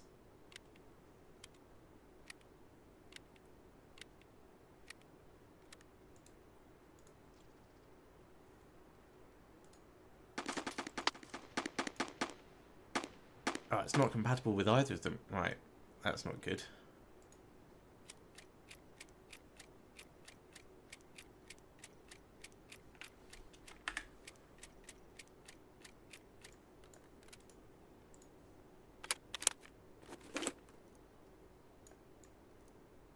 Oh, because it's the other one, the other one.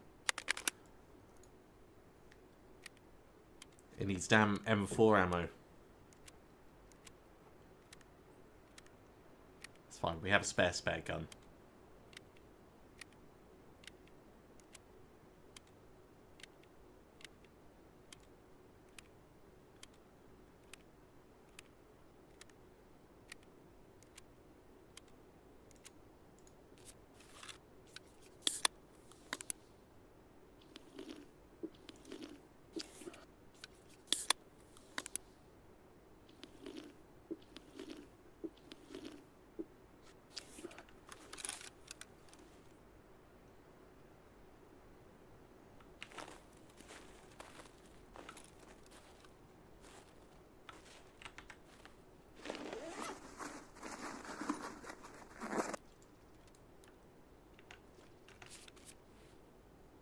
Okay, hydration is still low, but that's fine.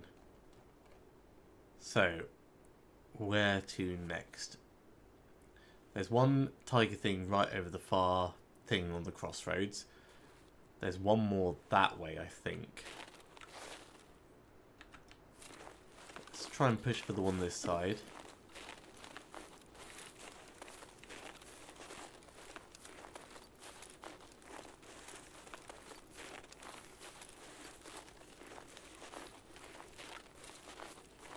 And hope that there's no one waiting to just pop us in the back as we come round.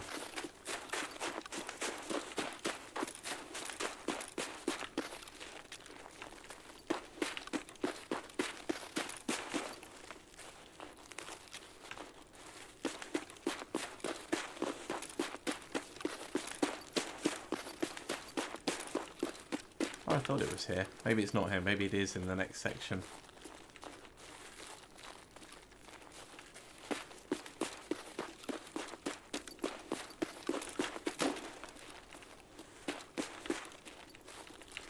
No, that doesn't count. Okay.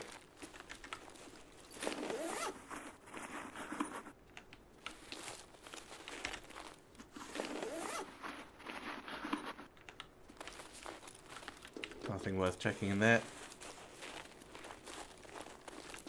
Let's go round then.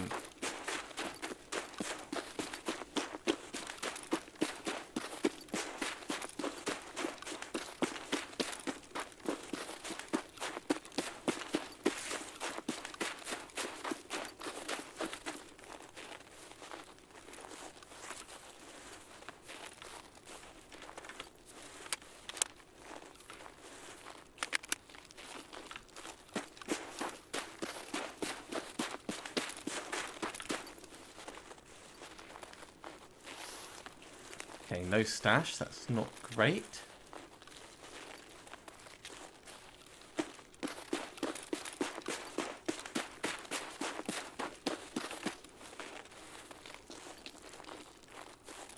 Let's head into the gas station.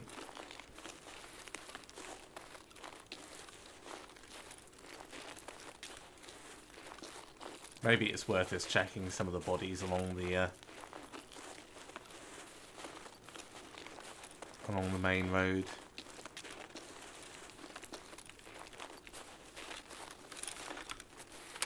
Yeah, this has got slightly more ammo.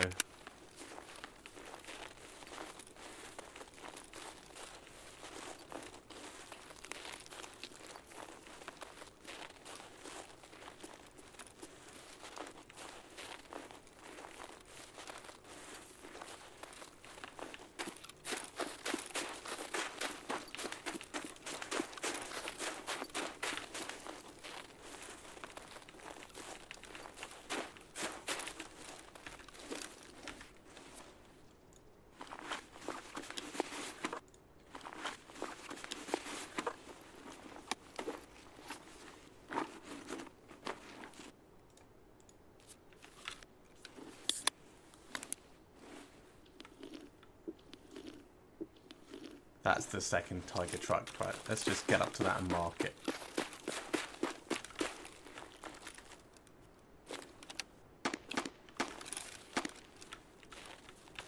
And then we'll get ourselves behind here until it's done. Kevin, it's a mix of both. You've got the hardcore players who've been in since the start, and then people who come and go every time that there's a new patch and new sale that goes on.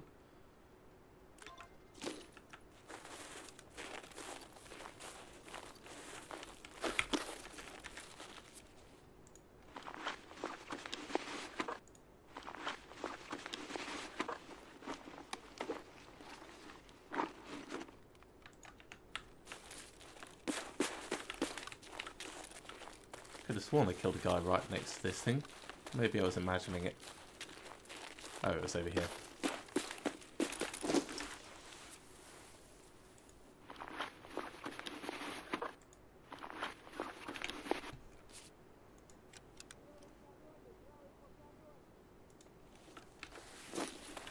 Let's use the gun that's got less ammo.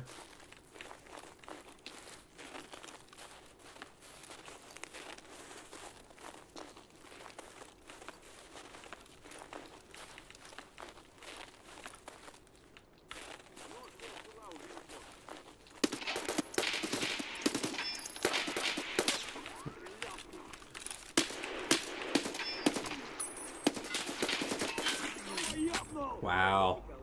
Tanked the first couple of bullets easily, and then I ran out. Then I had to change guns, and by then there was two of them.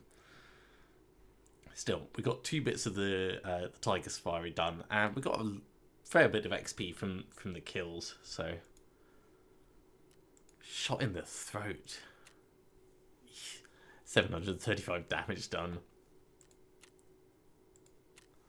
Would have been nicer to get out. Right, now we can do that scav run.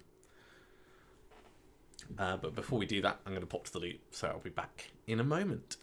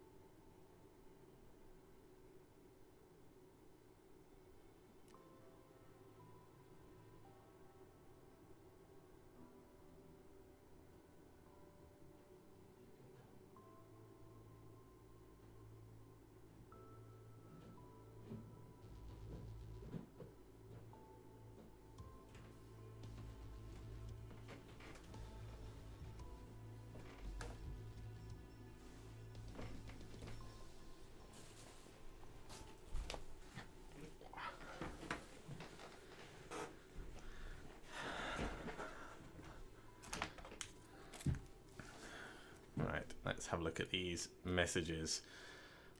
So, we've got that quest reward which we can put on. We'll need to load it up, get a bag, obviously, for it. And in fact, for these, I suppose we could just temporarily dump them in there, couldn't we? We'll wear that, that gets it all out the way. And the last bits of my previous sellings has sold. Okay, so Scav. We said we were going to go to Interchange and try and get as many cans and things as possible.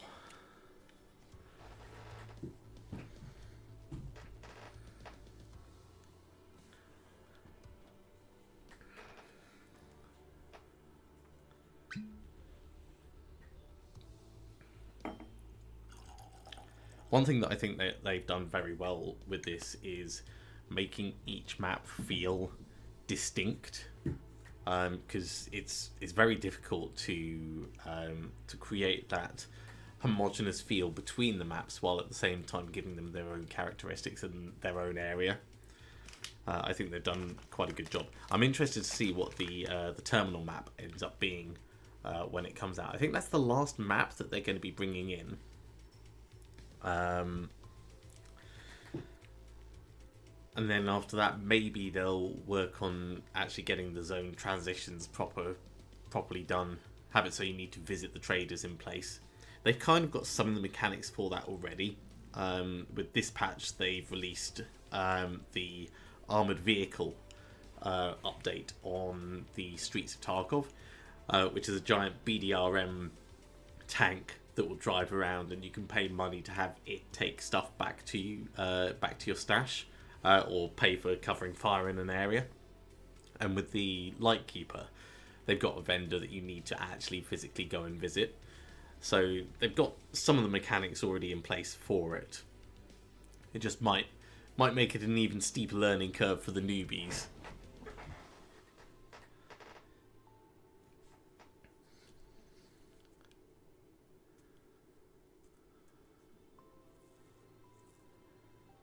VS Val, that's it.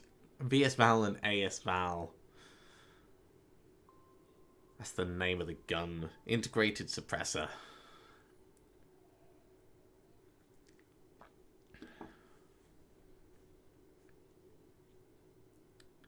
Ooh, sounds like there's an airstrike already on. Ooh.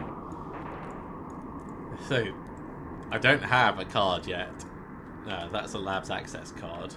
So the temptation is just to get out with that, but I want to stick to my original plan. Let's go out the back, see if we can see where that plane actually went.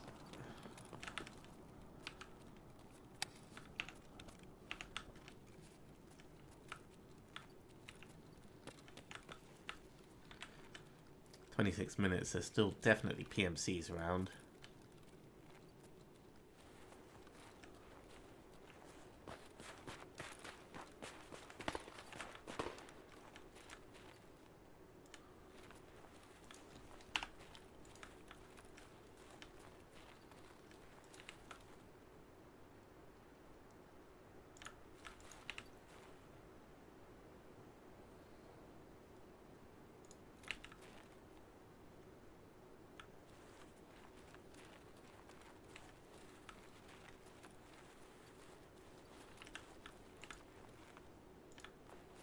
Heard a shot, but I don't see any obvious signs of movement down there.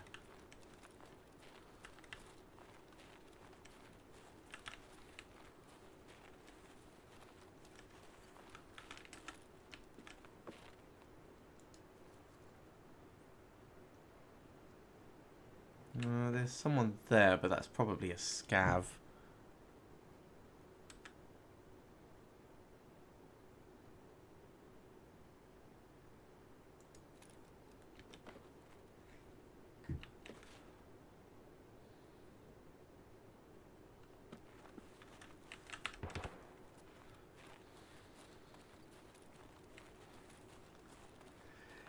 Yeah, that's very much it, Kevin. As the developers work to keep the maps moving forwards, inevitably they'll fill in bits like that. I think we can't actually go this way. I think we've got to go up and over.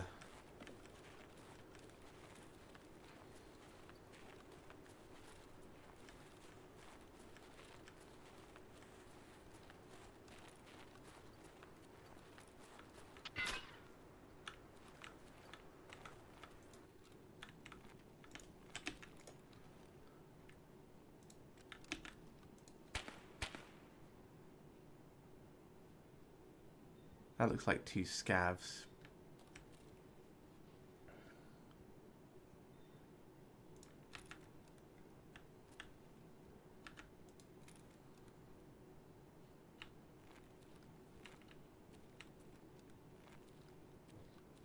But I've lost sight of both of them.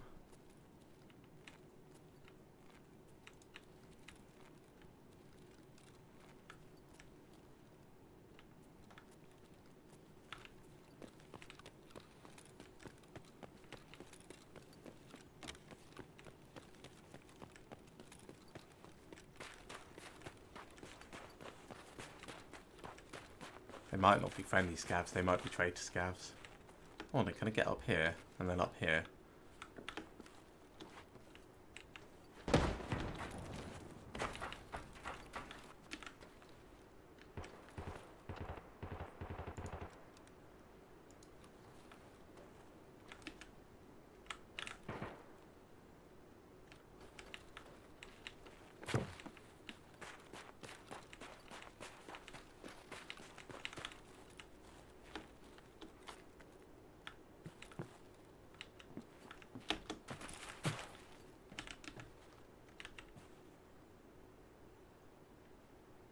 Bad little hidey hole this.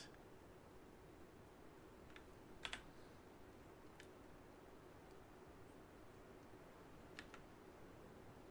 wonder if they ended up going back in along the back.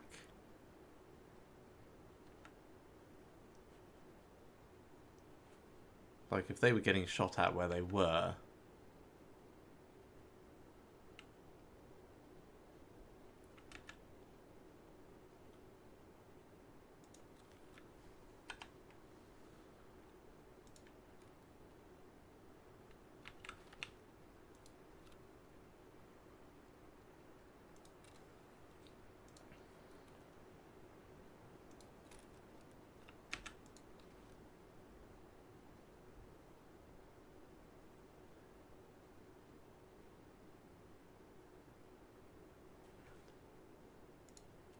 Yeah, I'm not convinced.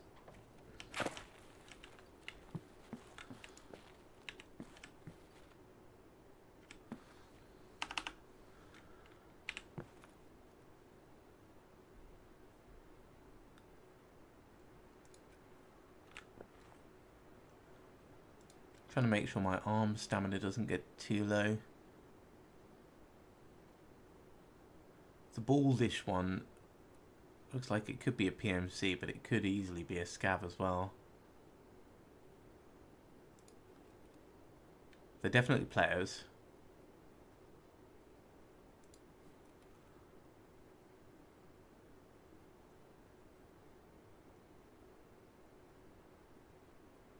Alright, we'll let them go. And let's do what we came here for, try and get some supplies.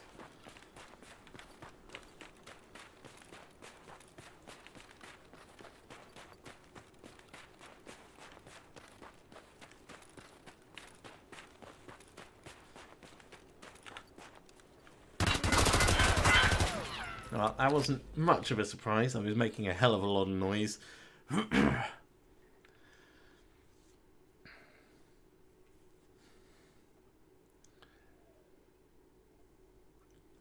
Did we hit him at all? Let's check him out. Level 28. Not bad, not bad. I did hit him. I hit him a couple of times.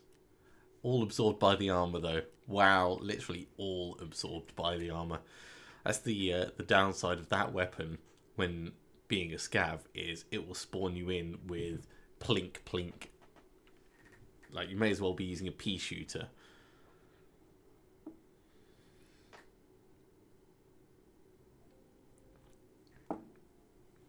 Not to worry, we'll re-gear and we'll head back into customs.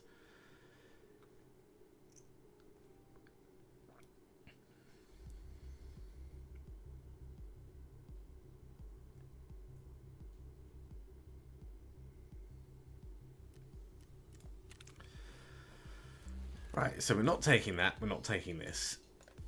So it'd be good to have a backpack. Did I keep spare backpacks? No, I got rid of them all. That's good.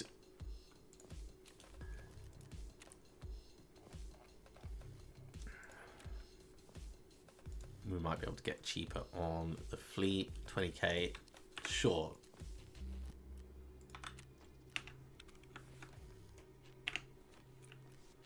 Of course, it's already been sold. Okay, then a rig. Oh, we do need a rig. Right. Unload. Load ammo. What are we going to take? PS? We've got lots of PS.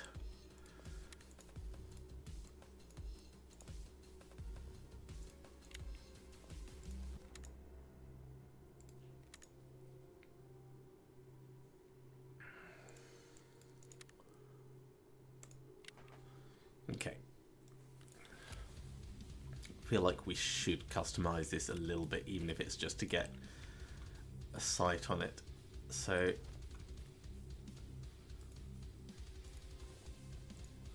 let's go link search. We'll get, yeah, it's got rail on it. That'll be enough.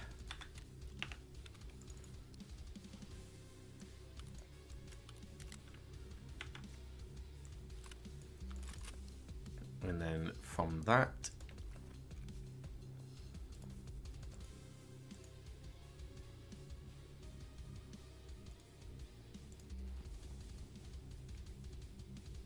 sure. Oh, actually no. Let's get the Weaver. I'm a big fan of the Weaver. It's gonna kick like a mule, but it'll be fine.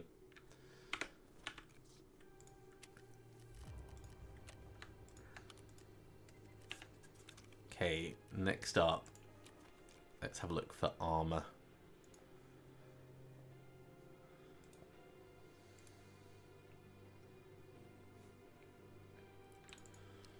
Huh, he's taking the plates out. That's definitely going to be something that we need to watch for. Okay, basic class 3.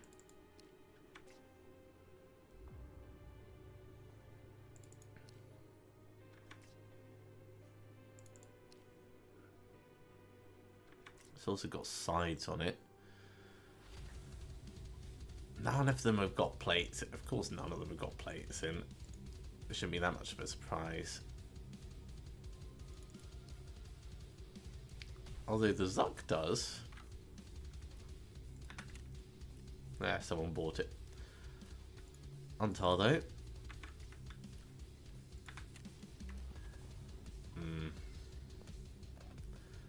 These are going to go quick, I can imagine. Okay. Got some armor. Helmet.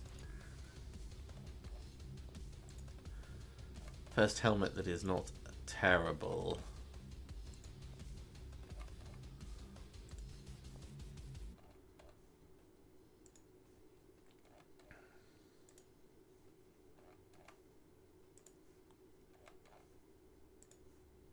There is a lot of headgear.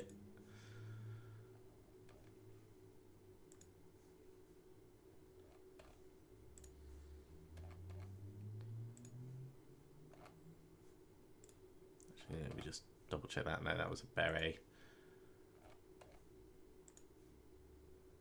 Okay, so we're starting to push into the 18, 19, 20k.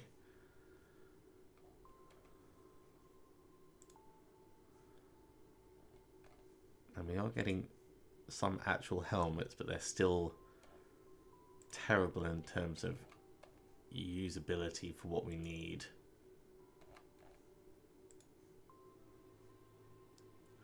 That's the first one. So Prapper, how about your ears?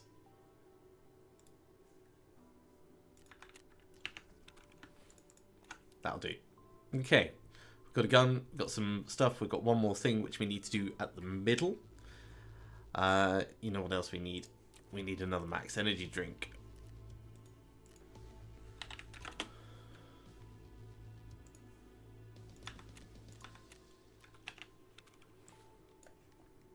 Right, that'll do. PMC customs 9 at night.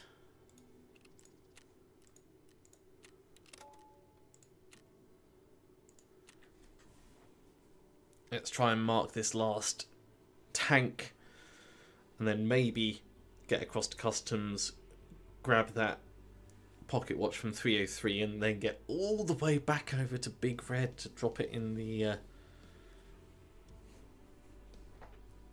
cabin. That's going to be quite the escapade.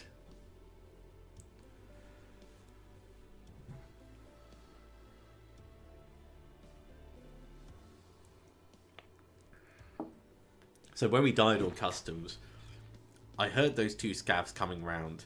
I should have repositioned to move closer. Once I realised that they were behind that fence, I should have moved closer. Because fighting at that range, they had the cover. They had clear visibility to me. I was at a disadvantage just because of that.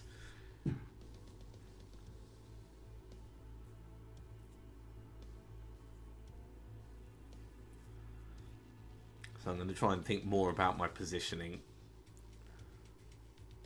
Now we might be dying a lot, but we are making progress through the quests, and that's definitely a trade-off that you have to decide in Tarkov, like whether you're going to push for something and potentially die, or extract with some goods and live and come back in a bit later. Extracting would be more sensible for getting the XP, because you get a penalty when you die, or more, you don't get a bonus when you die.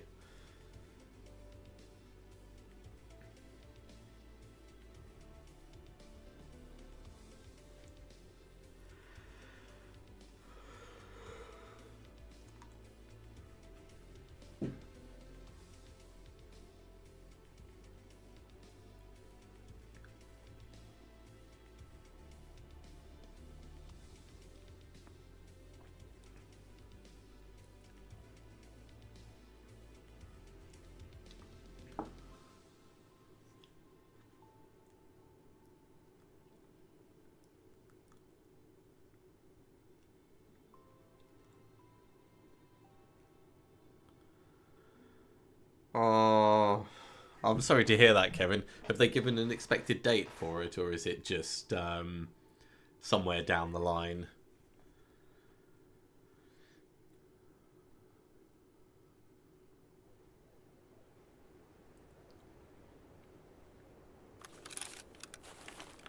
Oh my god, we're actually in a pretty good place for what we need to do.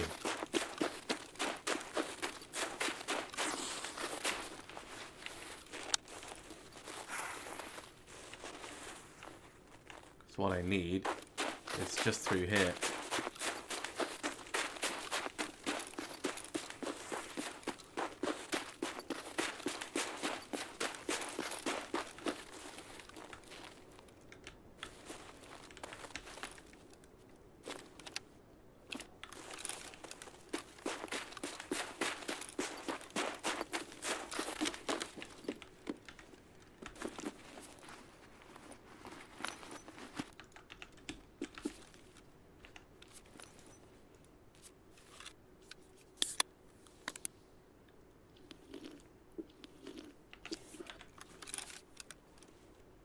Wants us to extract all the way over the other side. That'd be good fun. Right, let's go to dorms. .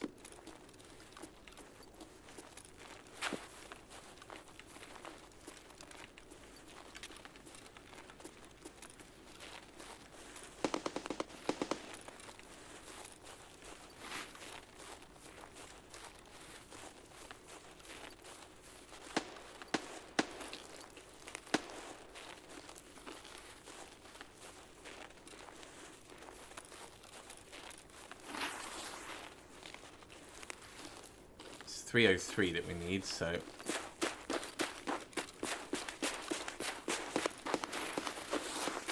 we can potentially go straight in, go up, grab it, and then... about face.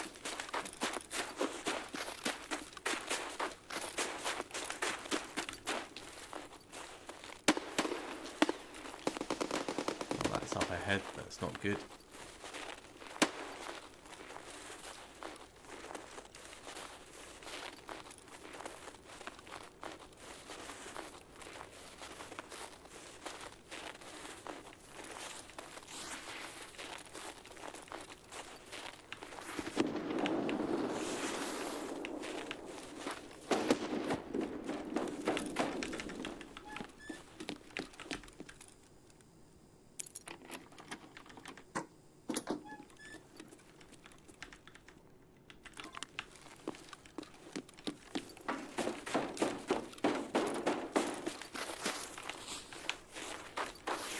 Snagged on the bush, which is not good, but...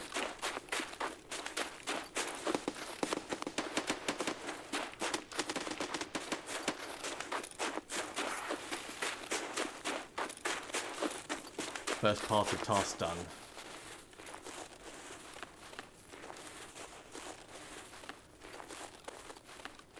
Let's just hope we can keep the pace.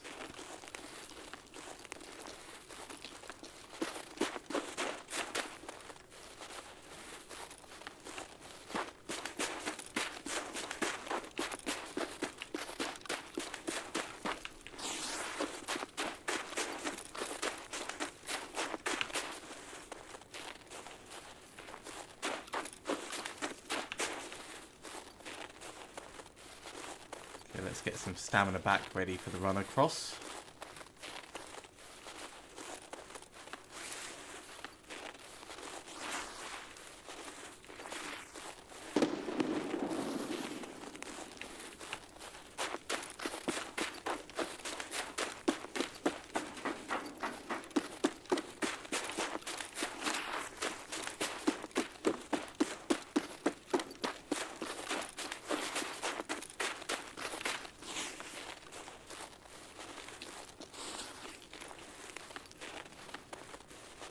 Okay, now we just need to make it to the trailer park over the far side.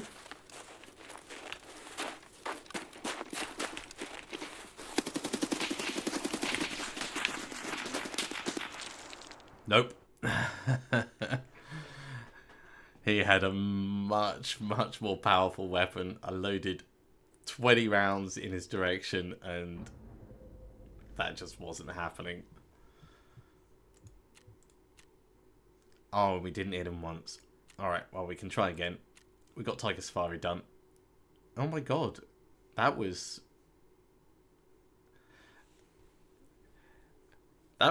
definitely lag or desync. Because he was shooting a shotgun at us with AP bullets. So he's doing setup right now.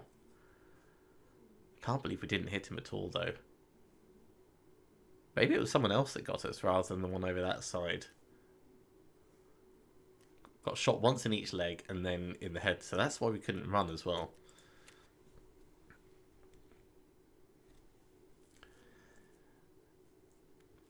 Alright, let's just grab a pistol and head in and out quick. We'll try and do it that way.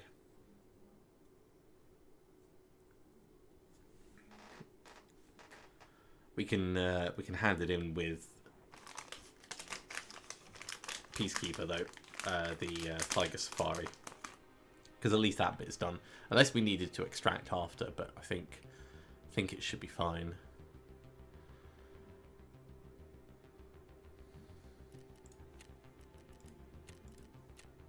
No, we do need to extract. Not a problem. So, pistol. Pistol, right. 5.7? Sure, let's do a 5.7.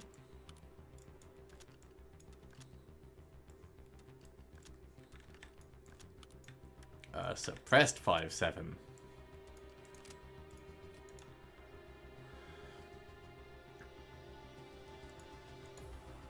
Right. Let's get another one of these.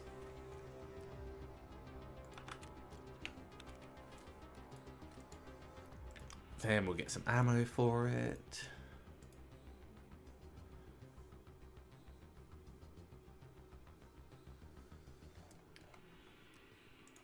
I should really look at what the best is, but I'm assuming that once you start getting higher up and it gets more expensive, that tells us. So SB193 seems to be,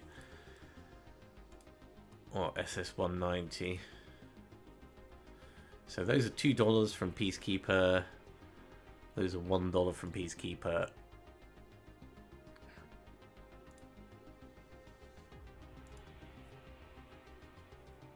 And those are $3 from Peacekeeper. Interesting. So yeah, let's go for 191. Let's get 30 rounds.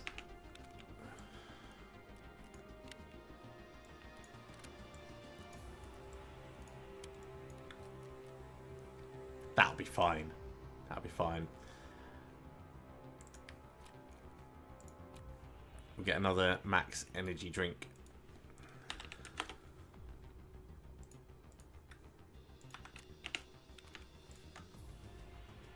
Got that just in case we get shot. Let's give it another go. 5.6 kilos. Super, super light. And actually,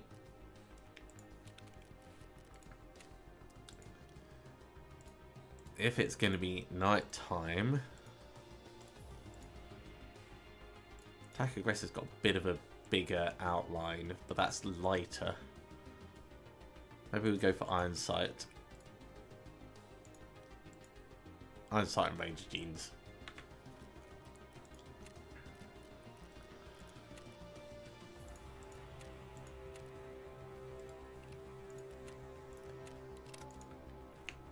Ooh, actually, one moment.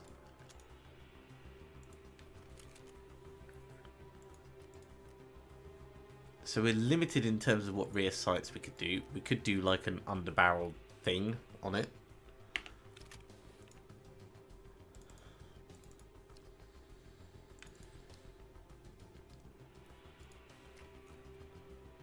But you can get a mount.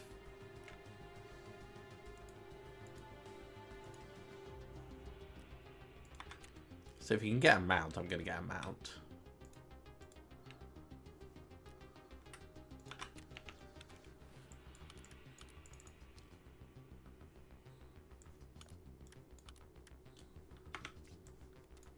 I'm sure that's going to be super impractical. Alright. May as well install those 2 new bits. Let's go.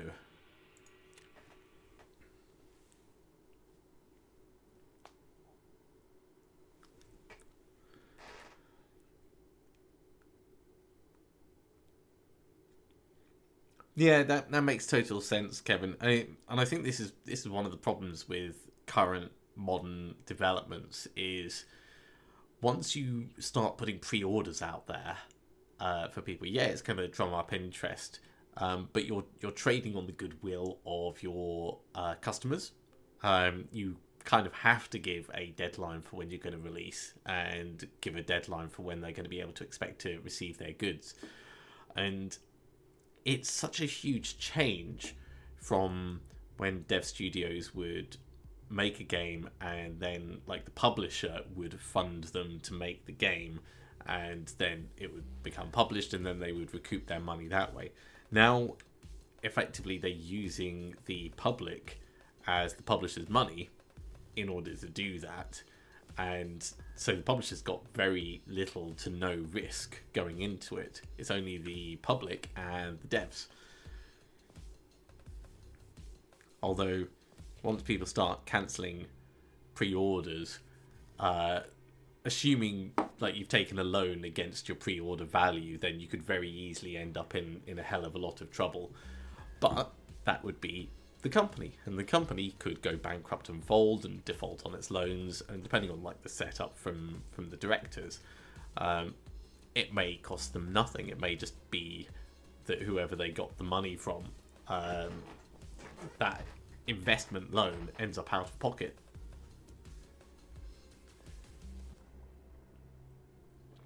Or it takes longer to recoup through sales.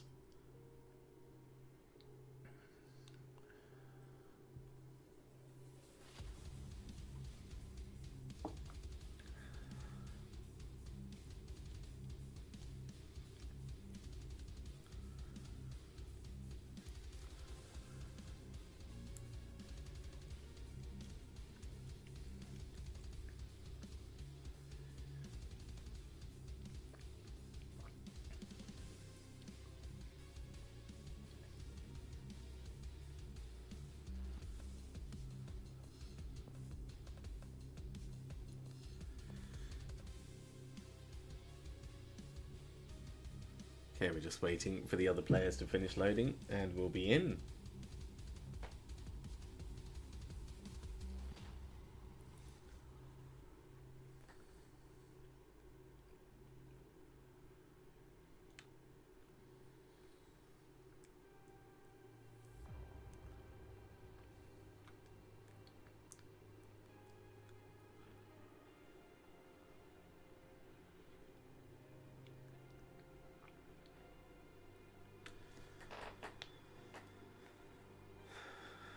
I really hope this is a simple run through. Once we've got it dropped off, we can find a scav to kill. We can make sure we spend 7 minutes in the raid. Oh, this is miles away. Right, okay, so we could go down underground. We need to get across to dorms quickly, so let's push for that.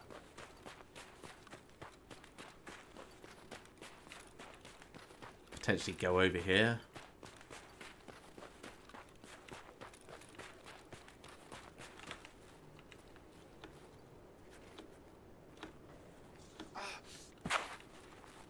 Like, it hurts, but it gets us where we need to be.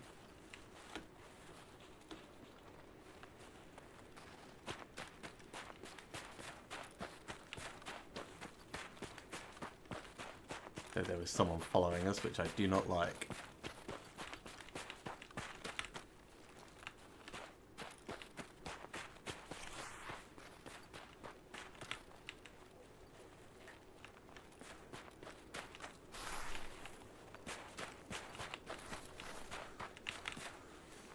Now, we're making a lot of noise at the moment, and we don't have ears on.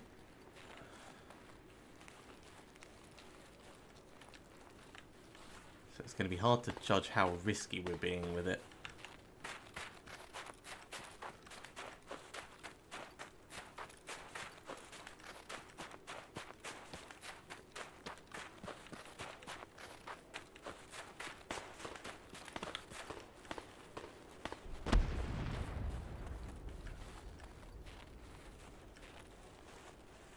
I hope that wasn't at dorms. Oh yeah, if it's THQ Nordic, yeah, completely agree. They've earned goodwill. Oh. Yeah, there's definitely shenanigans here.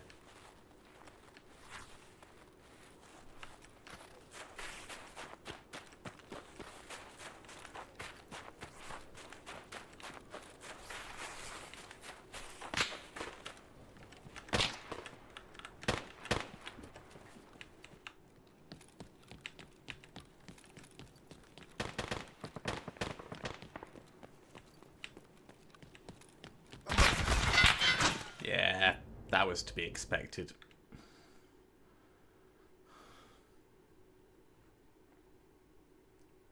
But that's the choice, you know, you either run in and try or wait them out, and waiting them out could take a good 40 minutes. Nothing sus about that death. Oh my god. Oh my god, he must have spawned really near. Well, he wasted a lot of good ammo on me. No, only PS. It's funny, I thought I saw some tracers.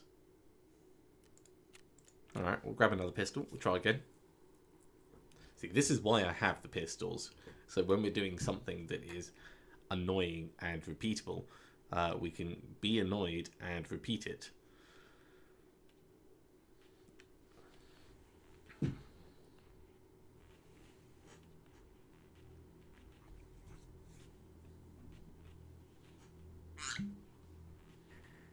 And at the very least, this is helping to improve our health level. Because every time you get shot, it helps with that.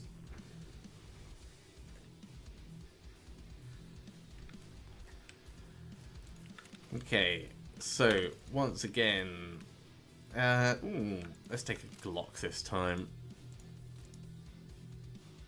Load some green tracer into it.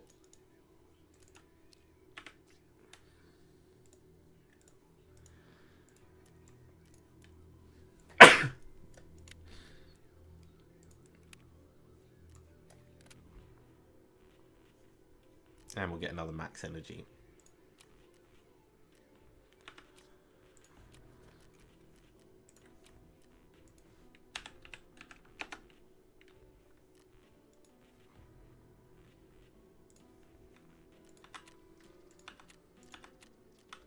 I'll buy some extras because they're cheap at the moment.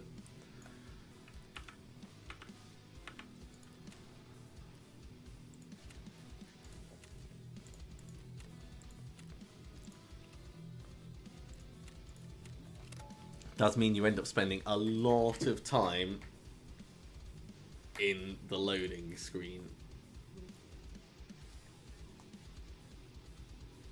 But that's the nature of it.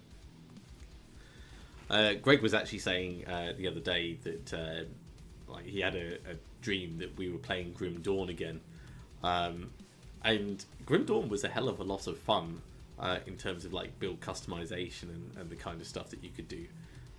So we might look into revisiting that at some point. There's also the new season of Diablo 4 that starts tomorrow by my reckoning. Season of the Construct. I don't know if I'm going to record it and publish it like I have done the others. My time's a little bit more precious at the moment, but it's going to be interesting to see what new mechanics they actually bring into it. So I might play off camera and keep that ticking along. I'll definitely have a chat with Greg though and find out if he wants to stick with Tarkov for a while or if he wants to switch over to something else. Often the Tarkov wipe runs for a very long time, and we've only really just started on this, so I think he'll probably be in it until at least the end of the Punisher quest line.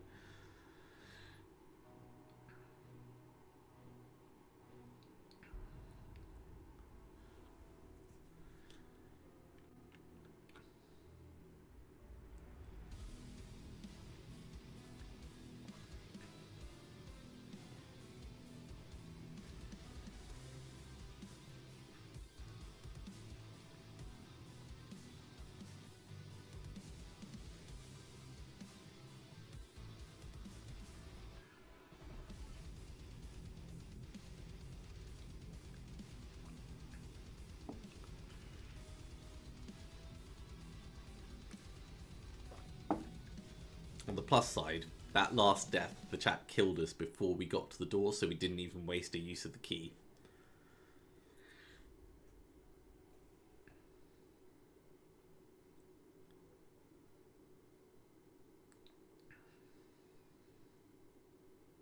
Okay. Waiting session start. Is it going to be straight in, or are we waiting for players?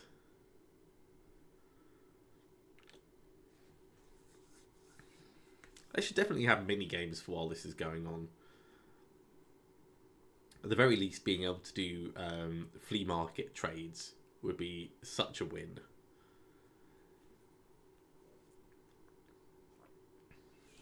Because it's all API requests running off to another server. I can't imagine it would be too hard to set up something asynchronous for while it's loading in. I think that's something that definitely sets apart other extraction shooters and team games. I mean, let's take the big players, Modern Warfare.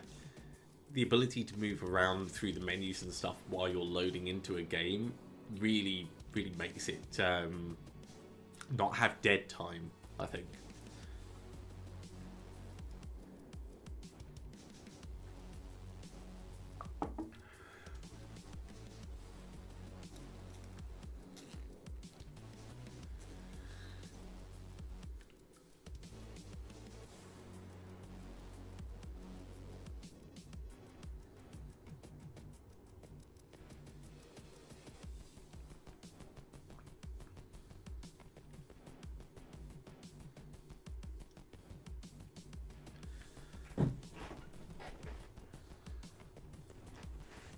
Hopefully we'll start near dorms and we'll be able to get in and grab the Zibbo before anyone causes hassle.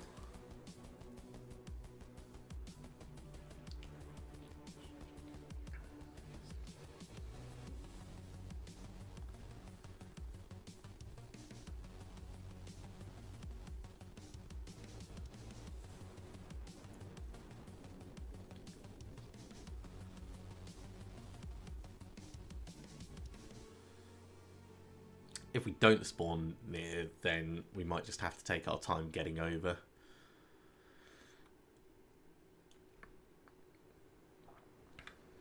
First things first though, drink the drink. Once we see where we are. Okay, we're not close, but we're not far.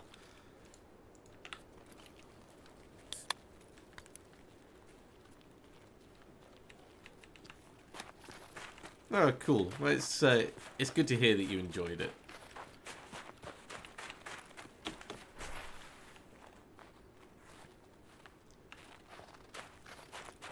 Either that or we could go back to Titan Quest. That would be amusing in its own way.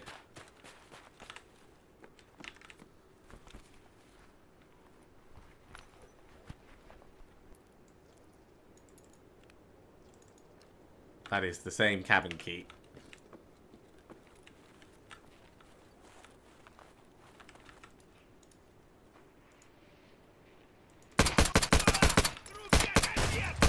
Oh, for crying out loud, I thought I killed him. He must have had something tanking all of that. Because he was walking down the hill. I saw his head dropping and I thought he was already dead. No, I just only hit him once. I could have sworn the rest were on time. Well, not the rest, but more of them. And yeah, buckshot to the face. Again! Maybe we'll try daytime. Maybe that'll make it a bit easier for me to hit. Or perhaps I'll take an MP5.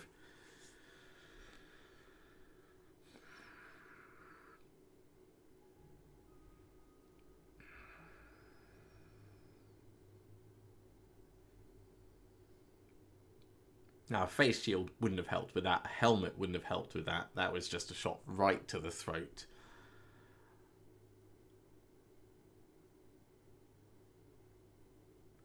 Yeah, maybe I should wear a Shankar and do an MP series shotgun.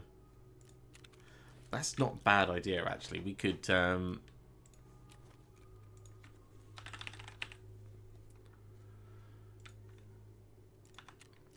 Right, let's wear one of these. Then we need a scav vest.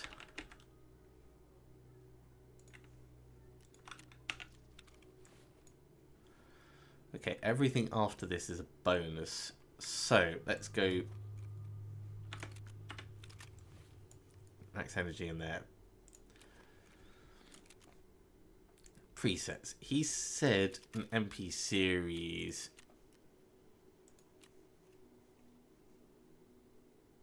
shotgun. Yeah, so I've got the freedom of that.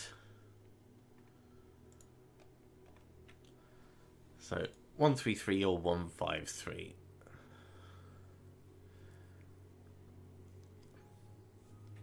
Semi-automatic's probably slightly more useful.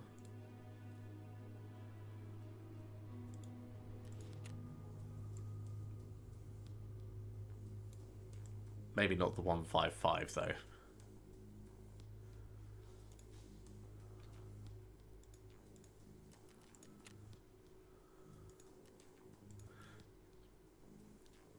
Okay.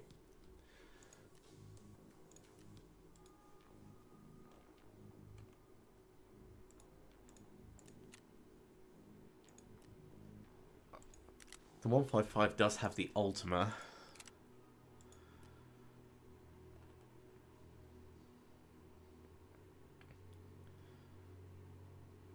Which can have a light underneath.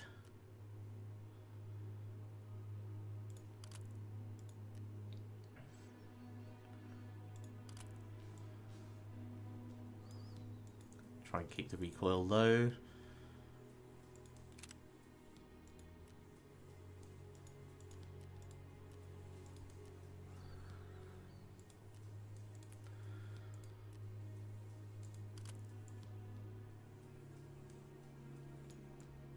I don't know.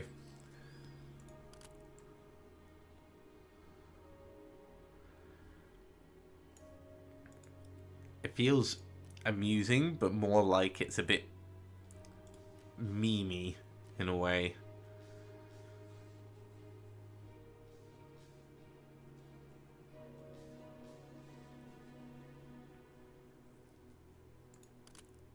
Okay, I know the MRS is fine. We don't need anything else. So do I really need that, or can I just get away with an SPRM?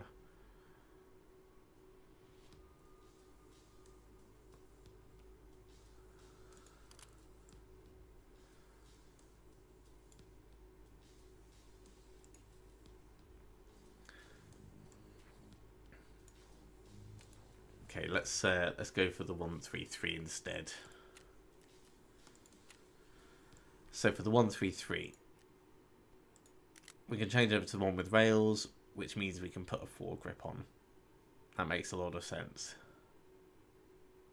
Fuse Ergo just makes things a hell of a lot better.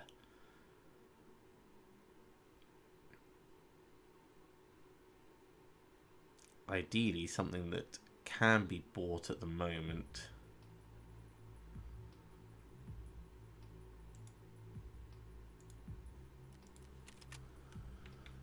Not quite, but it's not expensive. So that's a fine foregrip. Do I care about all the torches? Yeah, all the torches. Bright as the sun.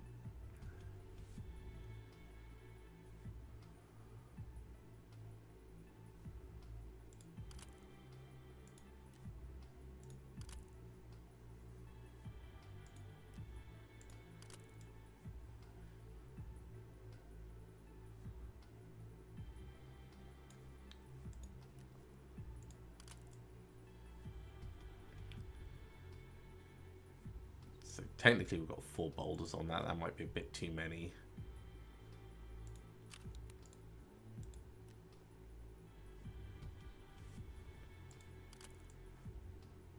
Though it could double down on it, but no. Okay, so that's all the lights. SPRM with an MRS. We could keep it short and allow us to maneuver around corners a bit better.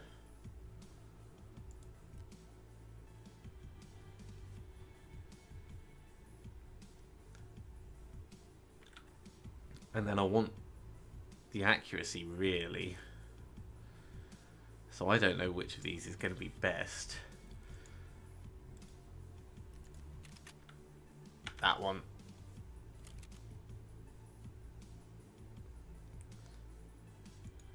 So we're going to go for the 750. It adds a bit of weight, reduces the ergo, but makes the accuracy quite a lot better.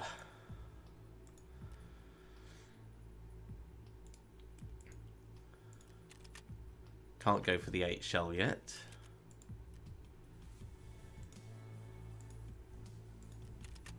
Could go for the 7 shell.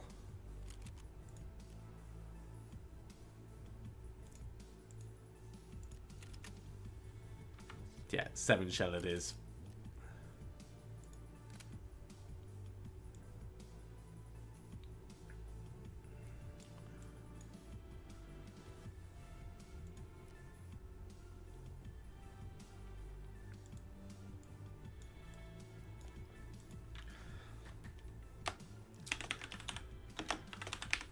Let's call this a setup shotgun. Okay. Fine parts. How much is this going to cost? Don't limit it to traders. Oh my god, it's expensive. Boulder Pros are pricey. Can we change them for something cheaper?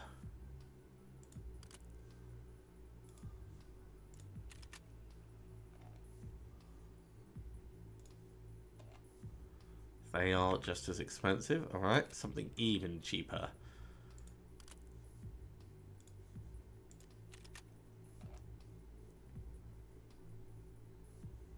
Okay, cool.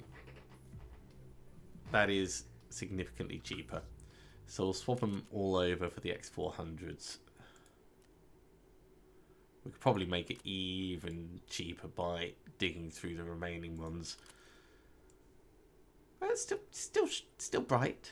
It's just it won't be as bright as the sun.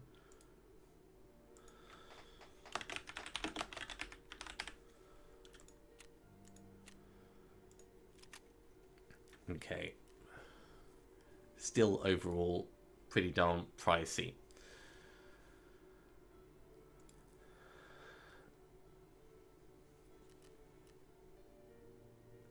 The biggest cost is in the gun, but we have lots of money.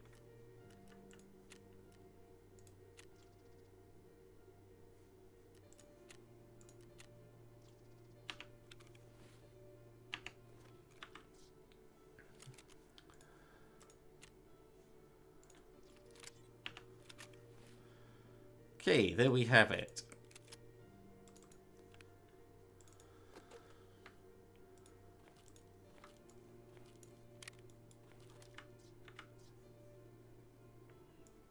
Don't know if I really want to take that many spare Magnum bits with us, but you know what? Let's take 12 spare. We'll keep the remainder behind. Then we just need armor and ears. And I'm going to say this is a preset, because we're going to end up doing this quite a lot. Definitely not taking the Gazelle.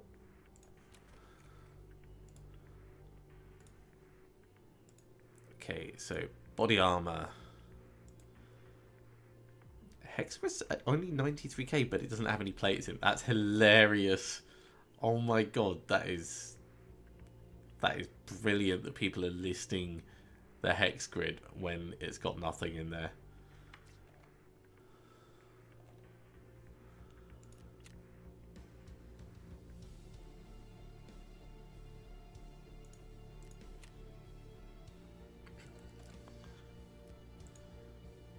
Do you actually get any? No, none of them have got bits in. Likewise, the killer armor. Now this does actually have some class 3 side chest, etc, etc.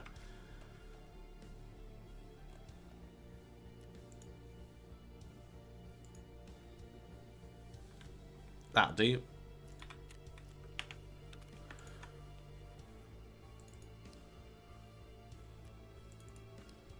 Oh, it's got a class 4 backplate. We can repair this.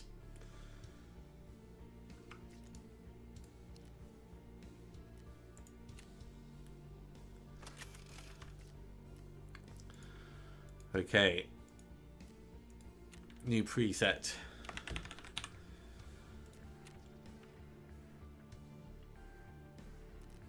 Let's see how bad we look.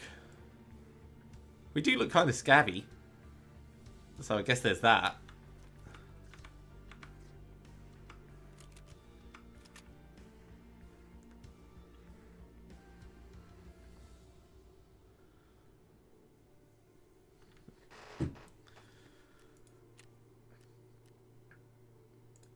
Okay, one more time, in on customs.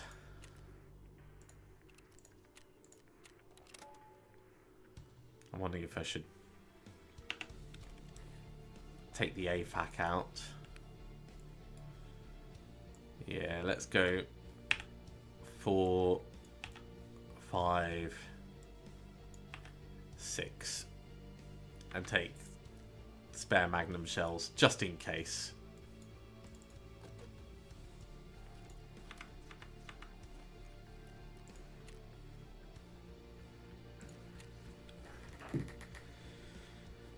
We'll see how this goes. Now, gotta remember, I have flashlights, so I can use them.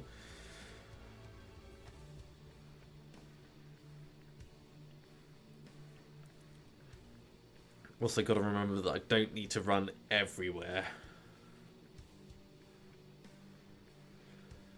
15 PMC kills is gonna be a pain.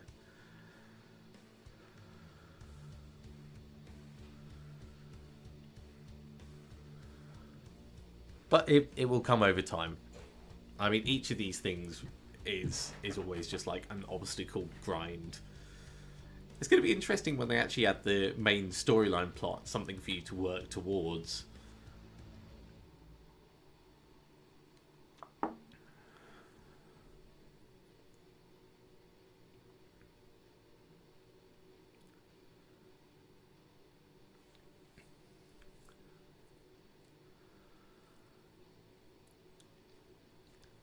Tiny little foregrip. Most important thing is it's within budget. When I'm higher level and we've got more rep with the traders, I think one of the best things about it is the freedom of having more options for your customization, because it's all well and good like planning out, oh, I could put this on it, I could put that on it, I could put the other on it, but you're working within the limits of what's available, and sometimes stuff will be available on the flea market and sometimes it won't.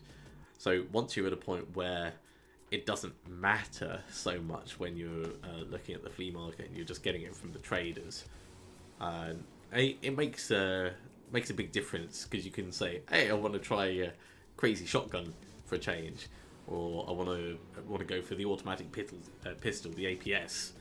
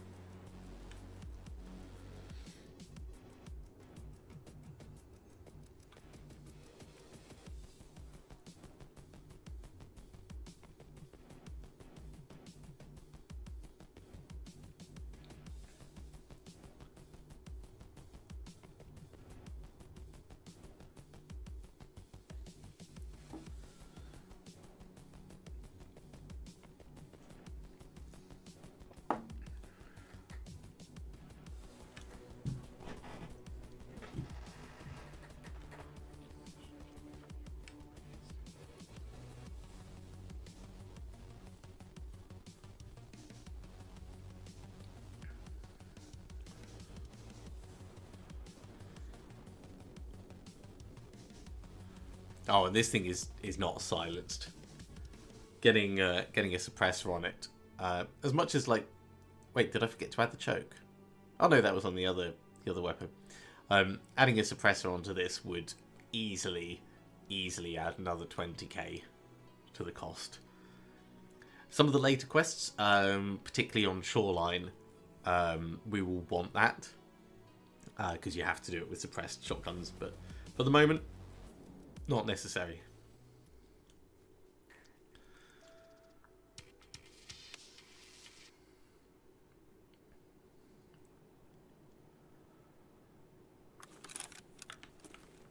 Okay, we are in a terrible place.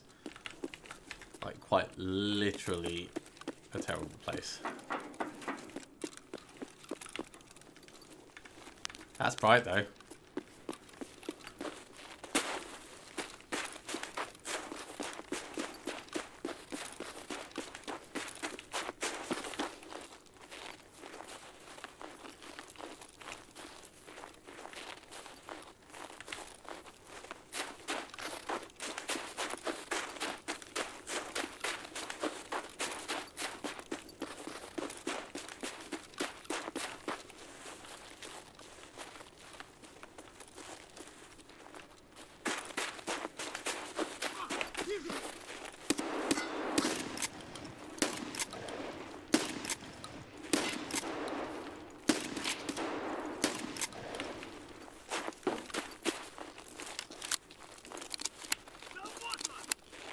Okay, definitely not good for the range we're fighting at.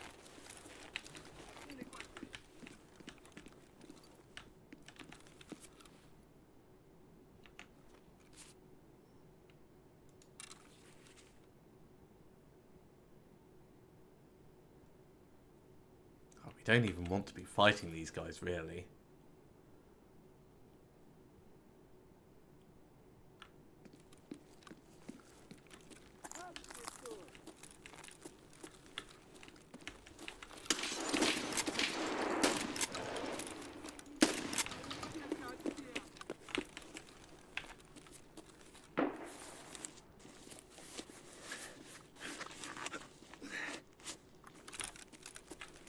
Вот он!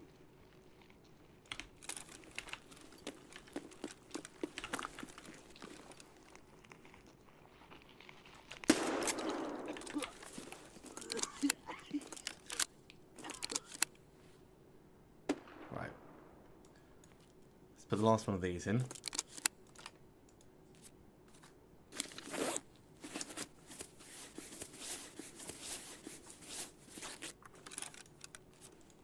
Sort out our arm.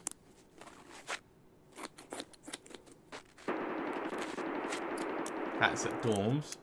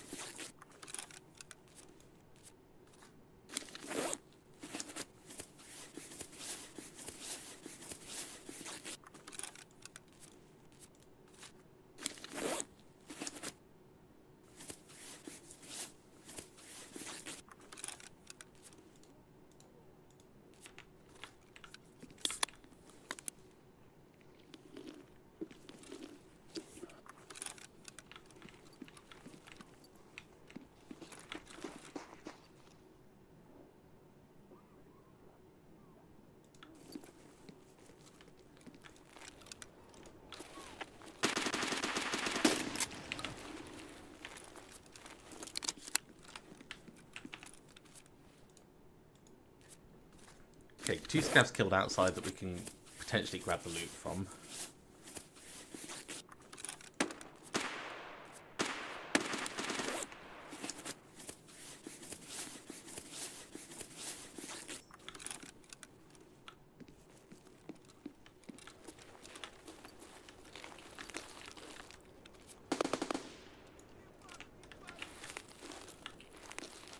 Still?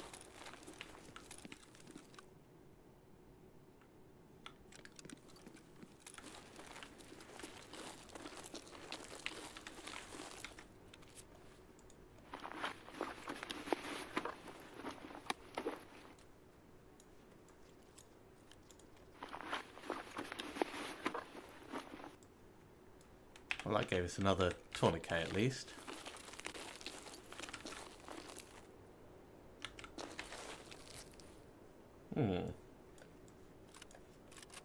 Ooh.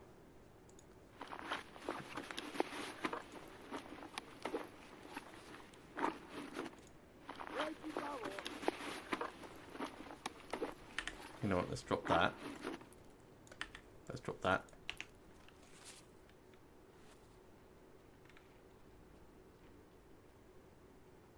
He's over the other side of the wall.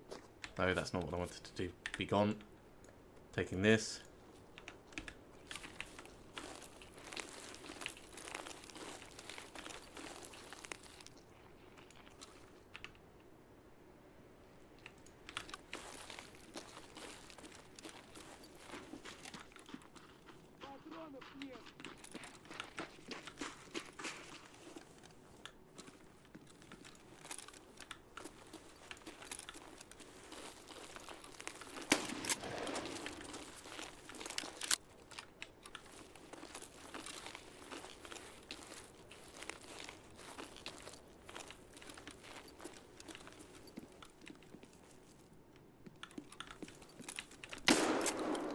Almost didn't see him there.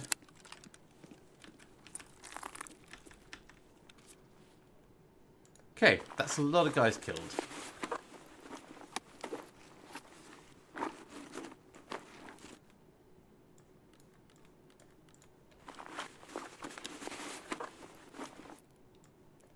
Ooh, I want to keep that.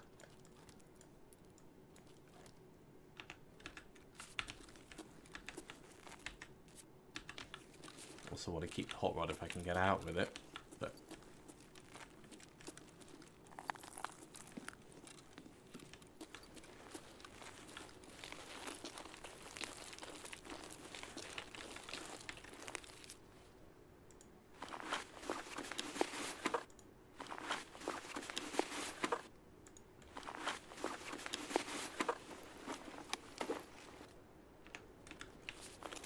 Okay, that will do for here for now.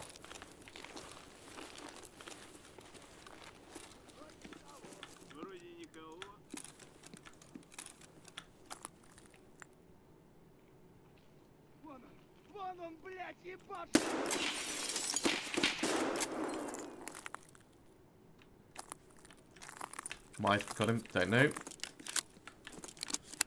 But this is not what I'm supposed to be doing.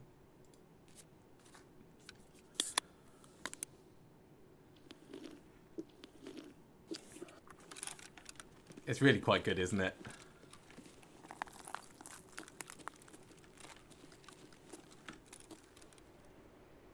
Thought there was a guy over that.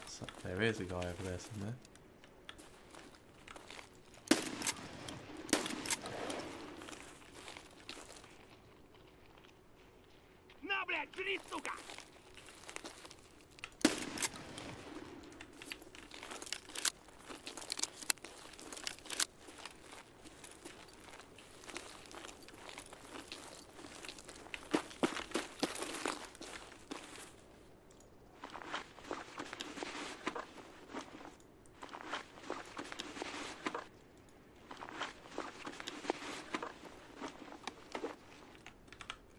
Okay, let's check the ambulance.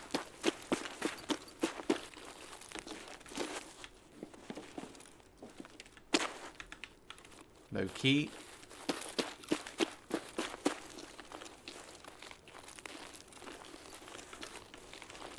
Where did this guy die? There he is.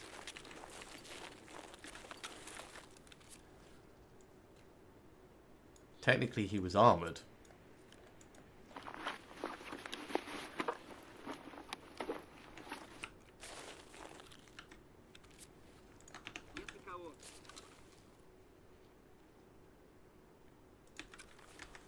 You know what? Finish looting first.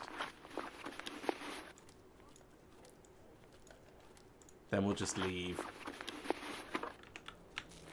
We don't need to kill the other scab.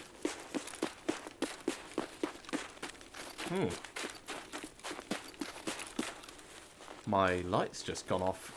I assume that's the bulb has just gone. Yep. So I'll need to sort that, but that means I'm now in the dark.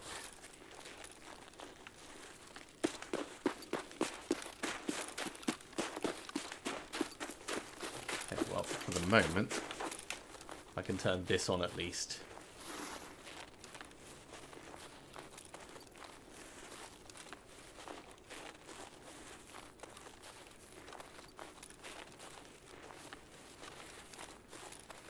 That bulb's lasted quite a long time. I think I've had it since the start of the pandemic.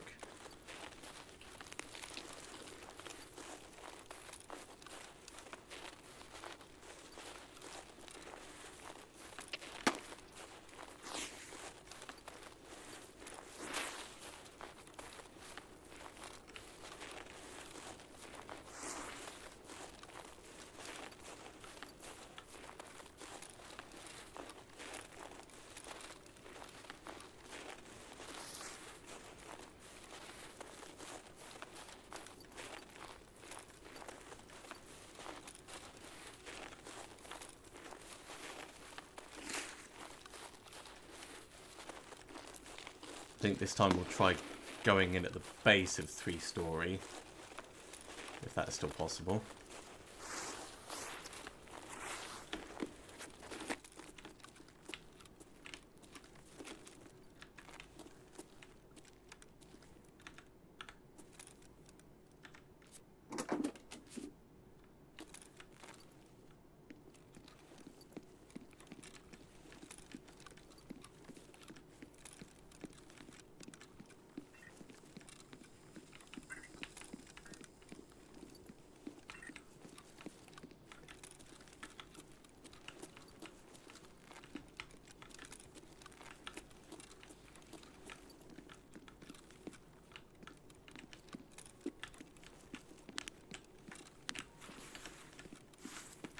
Someone outside.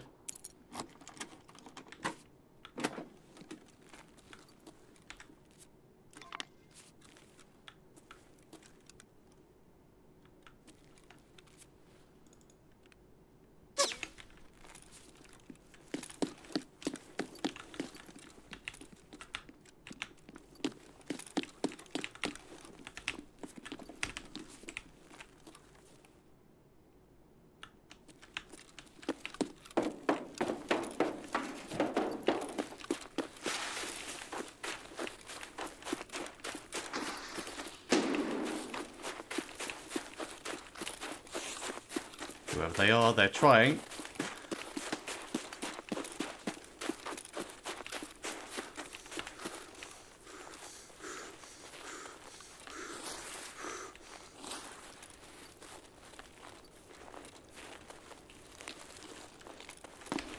I really want to get far away from them.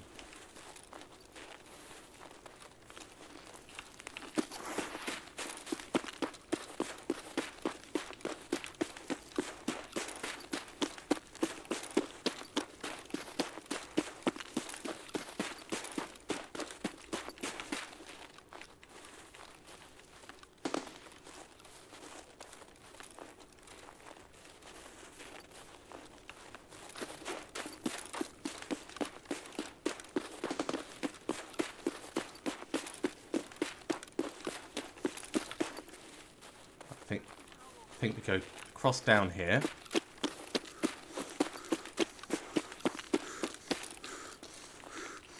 And then up on the left.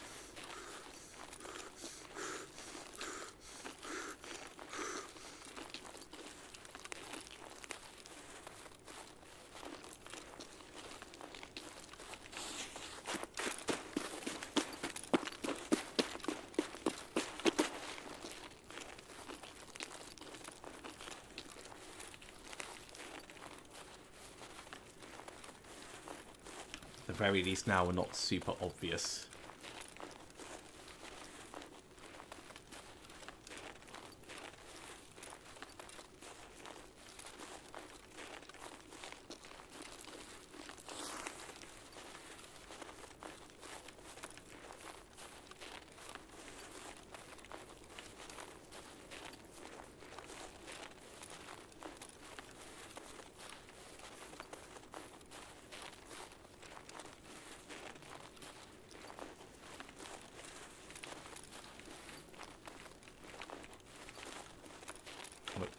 I want to keep on the outside of all that.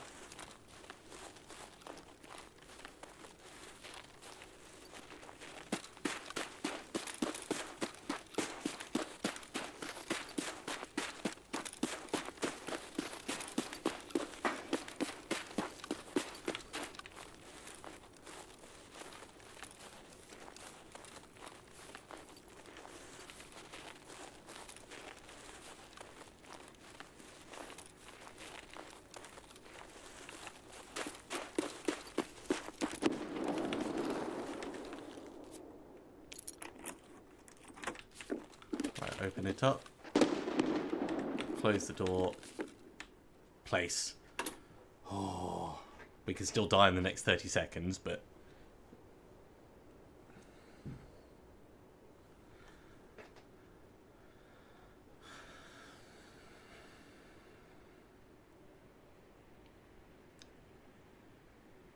hopefully we're safe on this.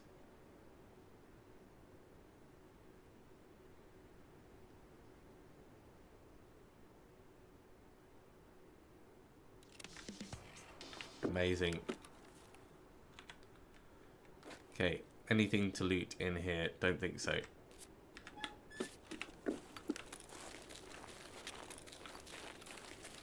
Let's check the bus while we're in the area.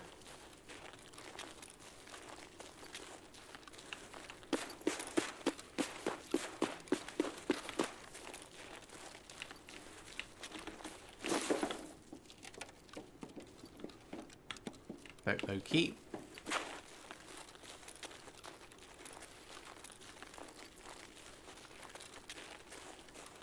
I think we're pretty good with loot.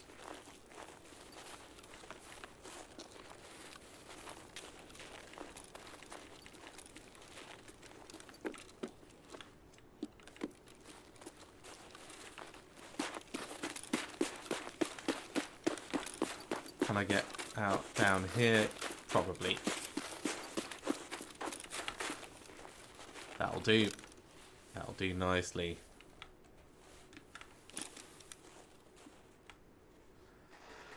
Whew, what a run. Okay. Golden swag is done. Now that is an absolute pain. When Greg's next on, we're going to need to escort him for that one.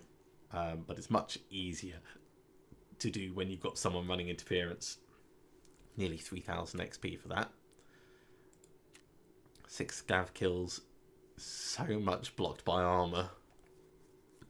And all of these headshots. All of them are headshots once I was actually able to get close enough to make them effective.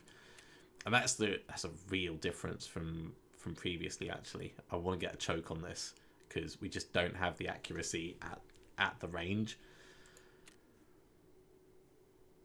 Oh, and they shot me with HP. That's funny. 26 minutes to regen. We'll just get that healed up. Let's get it handed in. I'll make Skier happy.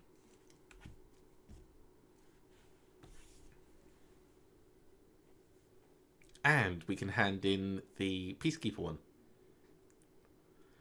So double whammy.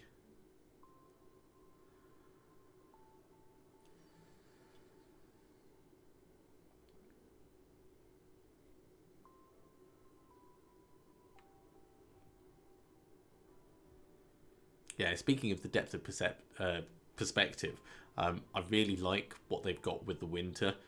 With the bushes not having the leaves, just being able to see movement behind them, it feels really authentic. Okay, so first of all, the ones that we can hand in. So Golden Spike finished. That brings on Chemical Part 1.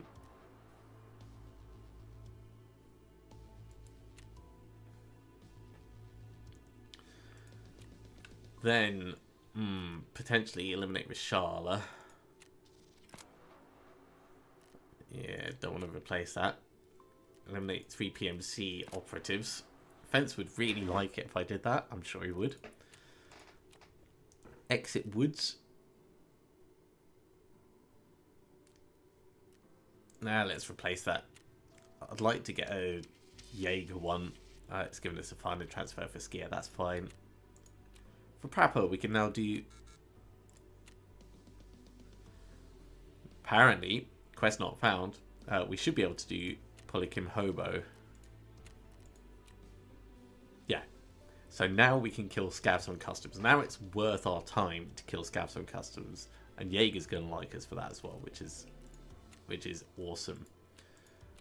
It's going to be all confused with who can have which quest now. That's a shame. Find an MP. You know what? We can replace that. Who's it given a new one for? Peacekeeper.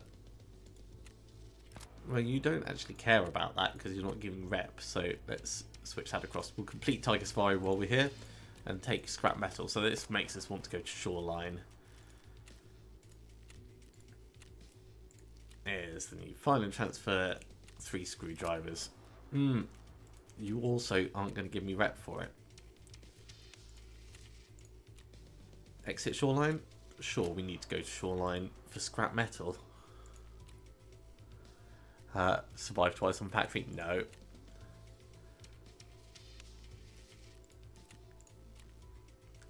And Skier wants us to kill PMCs from long distance. Well, we can't really change them up much more than that. So each time I was replacing them, the idea was if it's just costing me money, money is easy to get. If it's costing me rep, rep is not easy to get.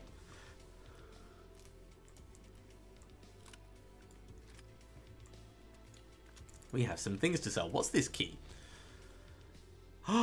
We actually got the dorms marked key and we were in dorms and I didn't know. Well, so dorms marked key is worth a hell of a lot. I don't care about the marked room.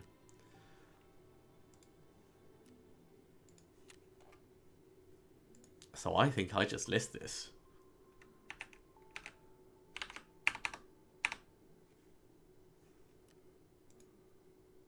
It does sell.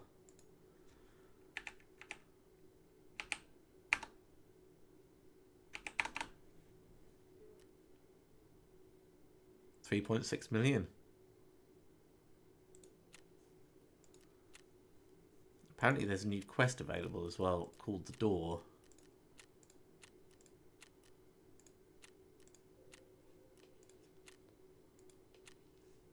I think it's getting very confused with the messaging.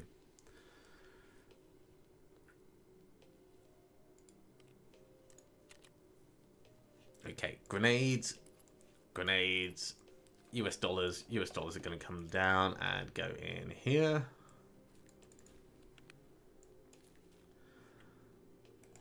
And actually I can fold that up and bring this down. Right, let's do some repairing. I'm glad you enjoyed it. It was definitely on the scarier side, that one.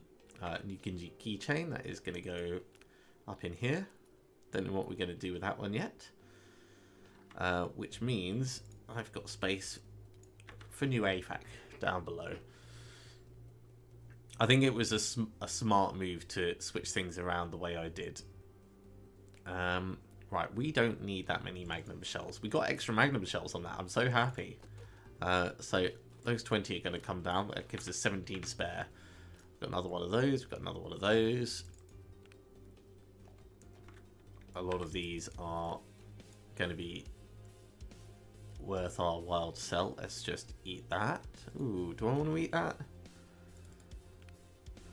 Then we'll find and raid. Let's eat an Iskra instead. Because I think we need to collect those for Peacekeeper a bit down the line. This is going to come out. That's going to come out. And the sausage, right, max energy comes in. Okay, repairs. Oh my god, it sold. The marked key sold. We just made 3.6 million. We currently have 6 million. That's just over 50% increase. And my flea market rep is going to shoot up because of that as well. Right, I'll sort that out in a second. I was going to go armor repair kit. This does need repairing a teensy bit. But it is just a teensy bit, so I won't bother. It's not worth repairing the bomber helmet. So we'll just let that go. Weapon repair kit.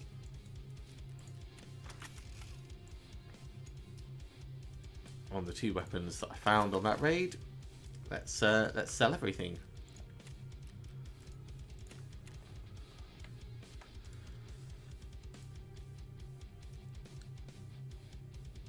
Can you not sell a Thunderbolt? You can.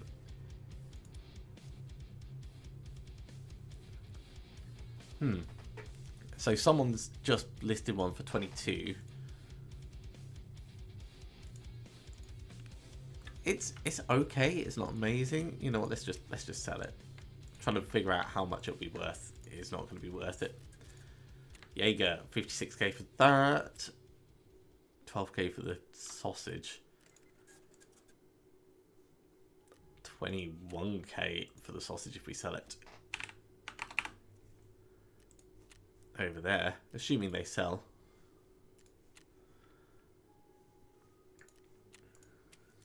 Not Ragman, mechanic. Sell. So I'm assuming that these all have just PS ammo in. HP, even worse. Sell them all.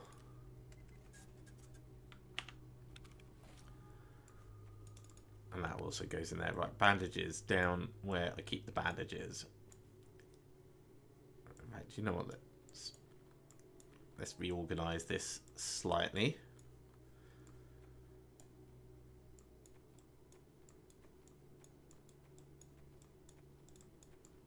There we go.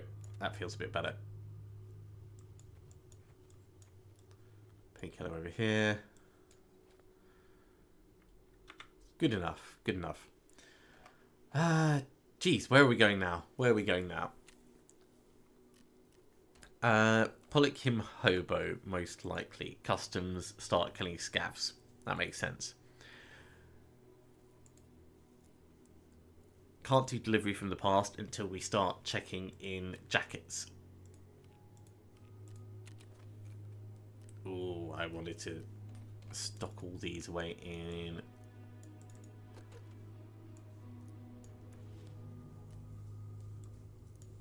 here. It wouldn't let me top up because of that one being strange. Big stick STM.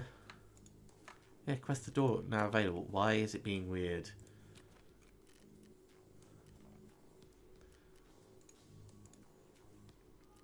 Big sticks will just sell. Oh, I think it's for mechanic.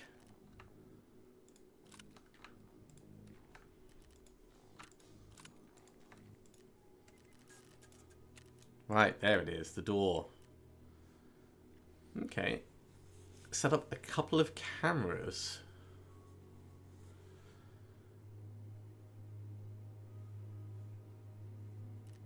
The reference point will be the house for the astronaut mural on the wall. Okay.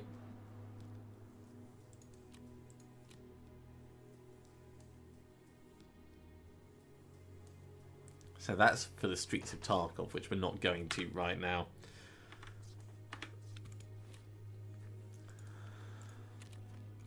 Look at all that money. Oh my word. Right.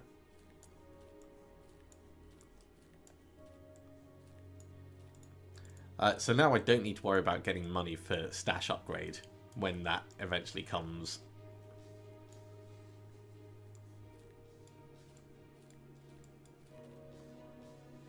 That's crazy. Crazy good. Oh, I wanted to sell this as well.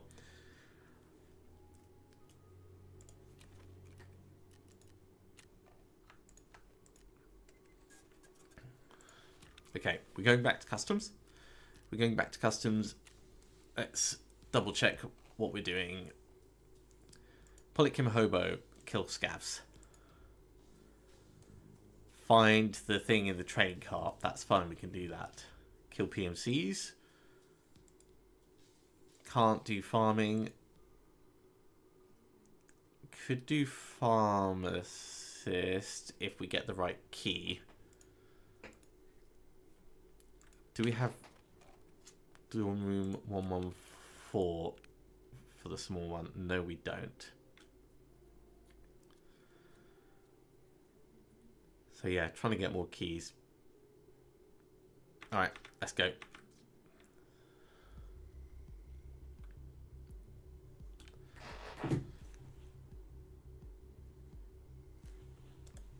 Oh, actually, just before I wanted to check. Hey, we're level 20.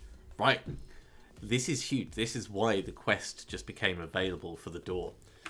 Being level 20 means we can do a whole batch of hideout upgrades. And the very first is going to be getting our workbench on the way. I know this is not action-packed, but I've been waiting for this for a while. Wait, how can you not be... I am level 20. Okay, what we're going to do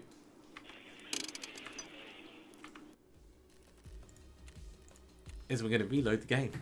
We're going to reload the game because it's clearly gotten out of sync with all the quests that were happening and also the character. So we need it to be performing correctly.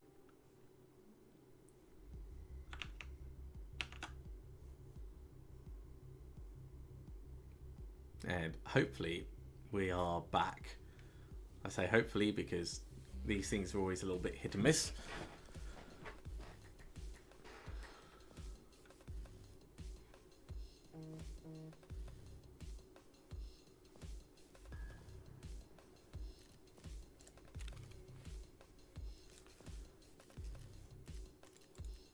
Right, it is recognizing we're level 20 this time. Let's just make sure that it's actually coming through.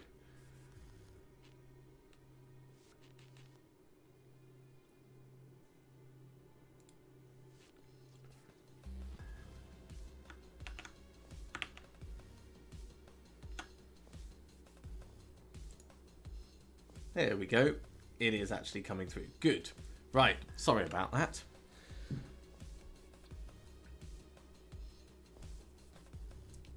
Sometimes you have to wonder whether things like that are telling you to go to bed or not.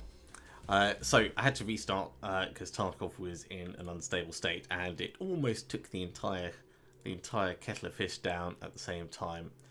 So let's put this back to full screen mode properly. Wow, salty dog sausage is sold as well. So now that I'm level 20 and it recognises it, it's actually given us mechanic level 2, which means we can hop in and do the upgrades in our hideout.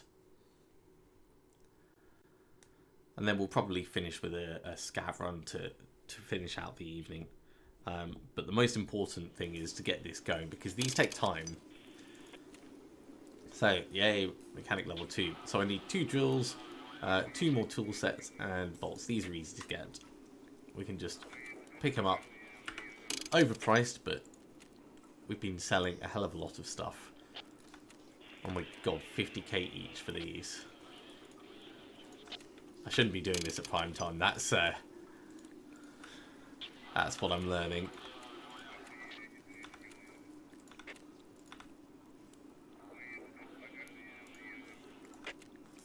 $26k is way too much to be paying for bolts.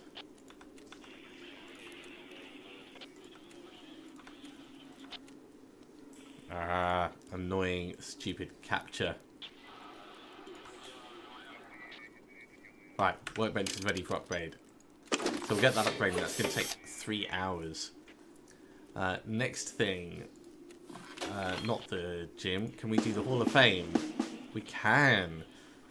So we need a cat. And we need 5 fleeces.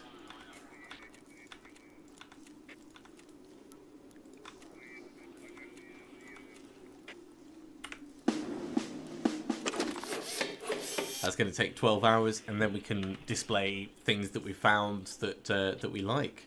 Right, is there anything else we can do? Let's have a look at security.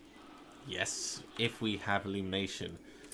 And illumination we can do. We need 1 more of these.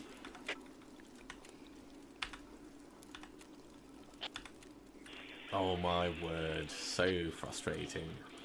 And then by the time it takes you back in, you don't have that, it's not reserved for you.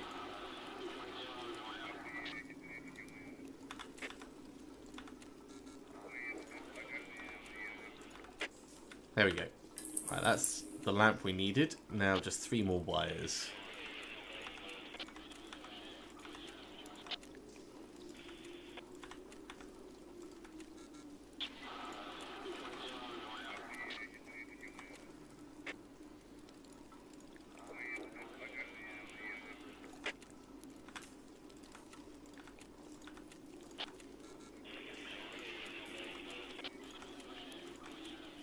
Such a terrible interface. But there we go. So I think those were the ones that we could do right now. We need water cooler 2 for the lavatory. And we need workbench 2 to have finished before we can do that. So that's going to come together as it does. Med station, we need therapist level 3. Rest space, therapist 3. Heating, workbench 2. This is going to take the lavatory. Generator is going to take mechanic 3. How about the shooting range? Workbench 2 and illumination. So as soon as those are done, we can get that upgrading as well. Big changes coming. Big changes coming. Right. Yeah. Scav run to finish out. Let's go to interchange, try and get some stuff so we can trade for a holiday deal, Nick. Ooh, actually, one last thing. Stash upgrade. It takes 3 Ragman and 3 Prapper. So that's not going to be at least until level 32. So we don't need to worry about it for a while, which means we're going to be holding on to that money for quite a long time, but that's fine. Ooh, more quests available as well.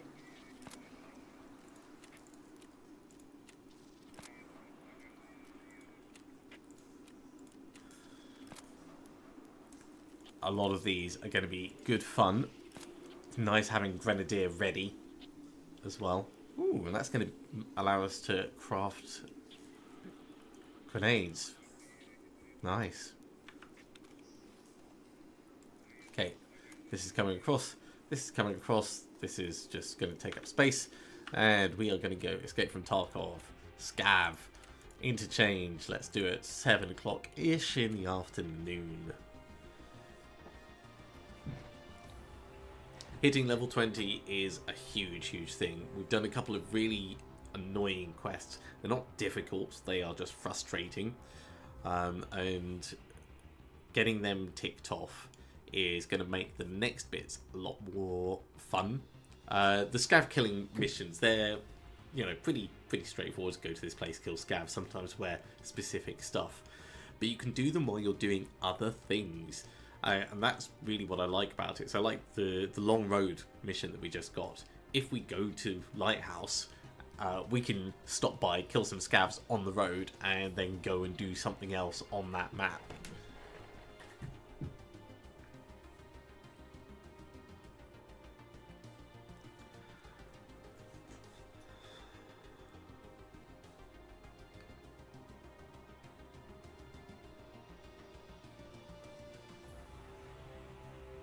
Oh, hard to say for certain. So the videos, the time that you see is the time that I've actually spent doing it. And then there's like 10 minutes of actual processing that I do, and then I leave my machine working its magic, and then I upload it. So all in all, it ends up Monday streaming, and then probably 2 other nights throughout the week where I'll record a batch of episodes, and then last thing on Sunday I do all the titles and stuff for the next week. So I've got a routine for it, so it doesn't eat in and become more than just a hobby, because the moment you start feeling like it's work rather than something fun that you're doing, it takes all the life out of it.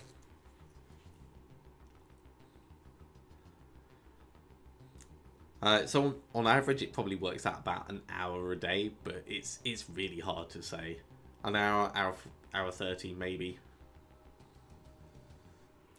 I try and aim for the most of the videos to be somewhere between 30 minutes and an hour. So by the time I'm done doing the processing and then the titles on the Sunday, it should be between an hour and 15. But throw in Monday night streaming as well adds a little bit more.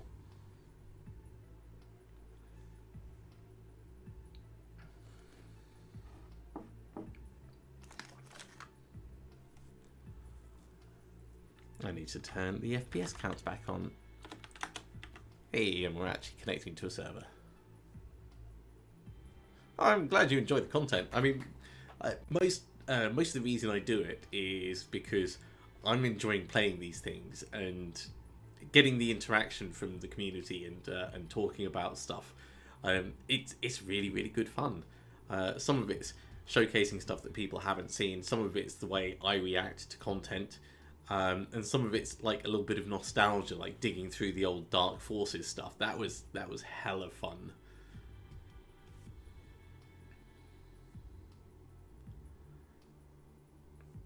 And then if Greg gets involved as well, that's a bonus because you've got the banter on top of it. But if not, it doesn't detract from the enjoyment for producing it for me, if that makes sense.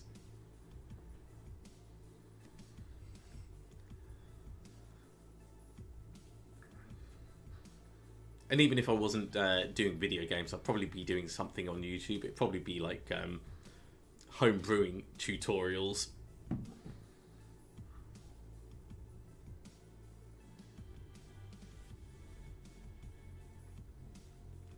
And then get absolutely ripped to shreds by proper brewers in the community going, "Oh my god, you can't be doing that."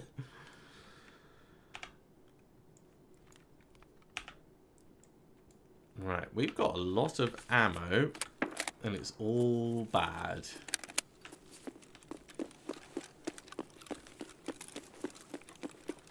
I could start looking for graphics cards in the PCs, but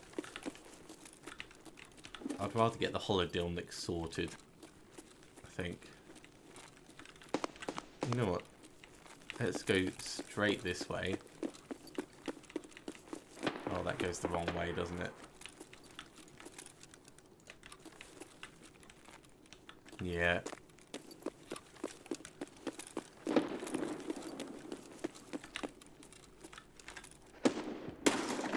Yeah, that was hopeful.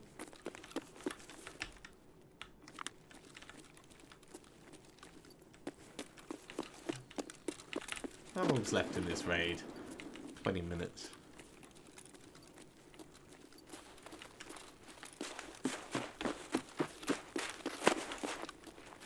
Could almost certainly climb up there. Dead body over that side.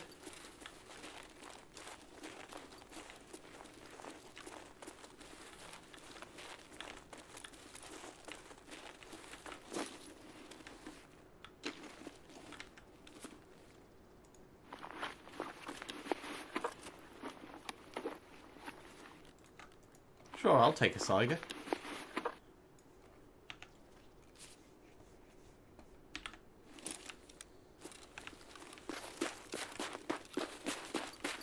Yeah, with all the vaulting that's been put in, I wonder what kind of weird places you can actually get up to now.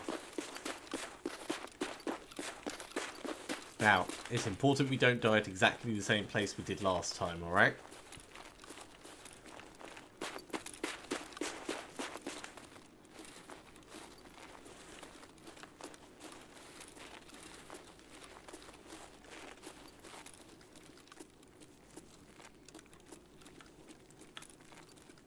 Another dead body.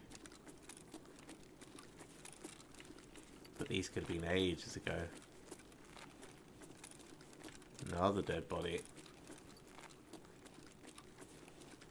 And another.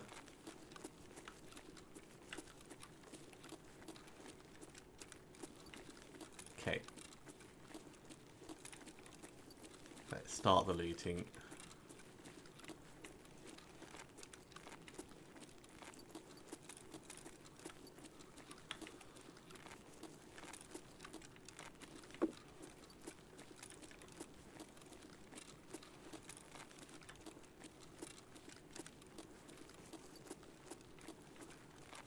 So, Tarkola, squash. Don't remember if it was humpback or herring. There's a squash.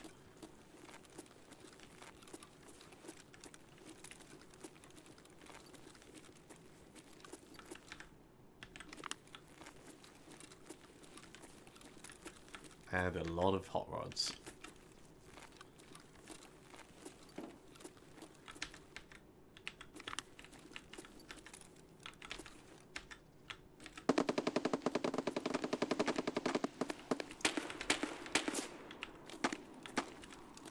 I don't want any part of that.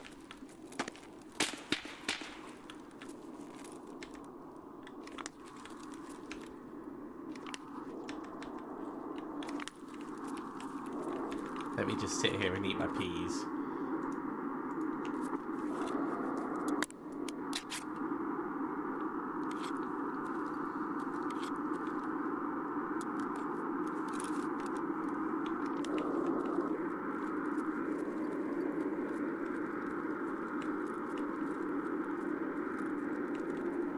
Definitely not green tea.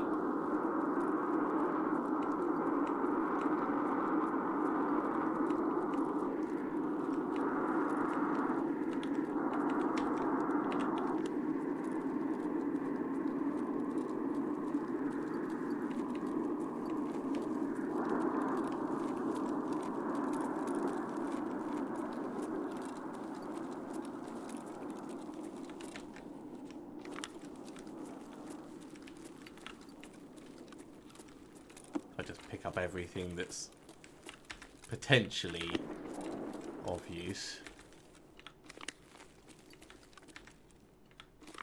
I remember there was an old BP trade for the Chonka, but it might be it gets unlocked with a quest.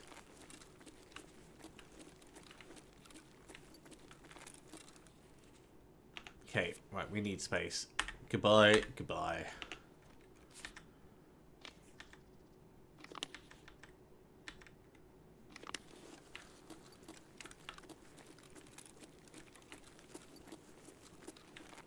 I think that might be all we're going to get out of this. Without, like, seriously exposing ourselves to some danger. That's still a fair few items. That's going to save us maybe 120 grand on the total purchase price. Because everything we've picked up there, we don't need to buy on the flea market.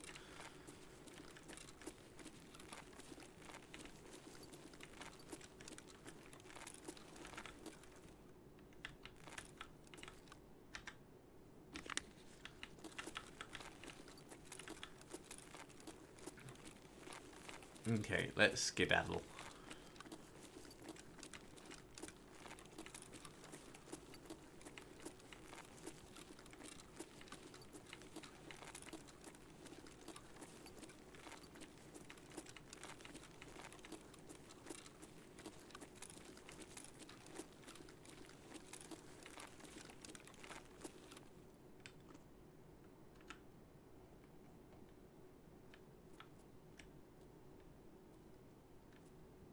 Well, I heard someone running and jumping.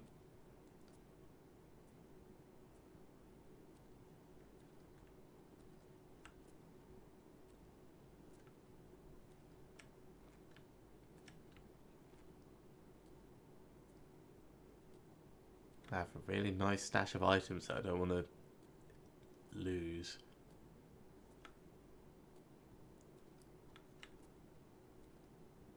Maybe we go to the other extract. What time is it? 14 minutes. Yeah, we can head to Railway Exville.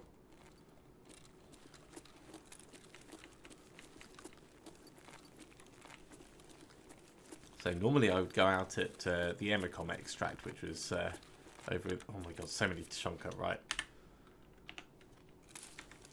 We need to get Tshonka for therapist later. Like straight after we've been into dorms, so... Stocking up now, sticking it all in the Holodilnick would be really handy.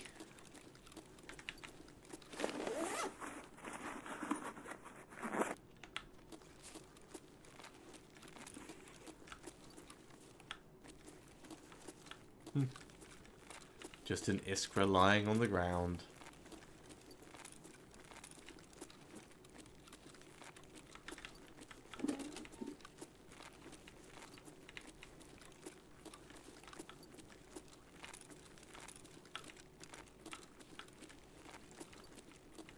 So I'm hoping there's going to be no one this direction.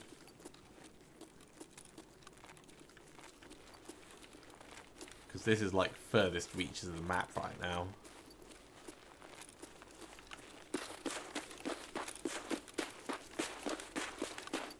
So we'll go along the front here. Maybe we'll go down the ramp.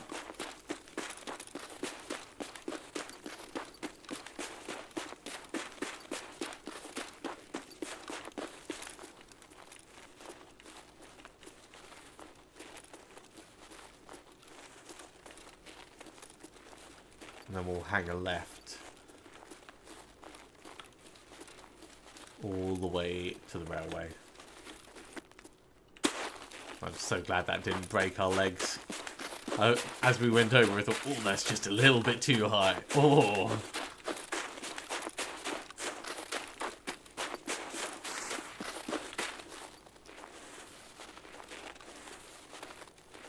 Oh, what a beautiful morning.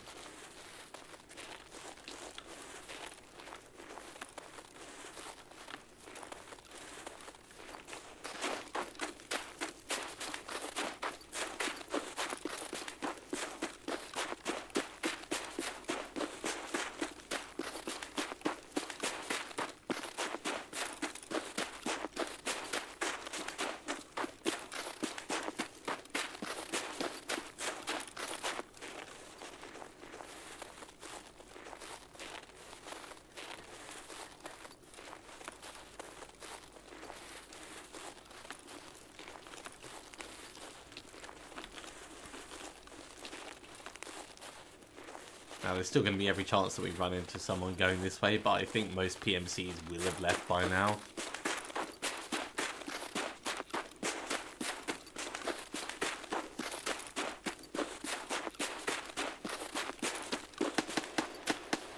That's someone extracting.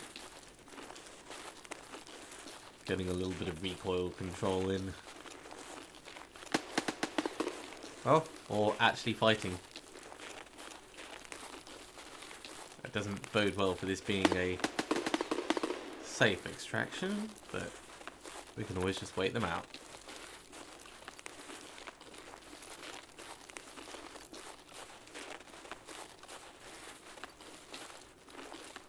Or is that the smoke? Ah.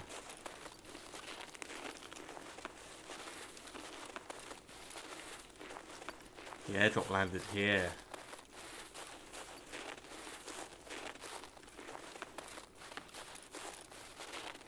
Well, we've got to have a look. Definitely been looted, but...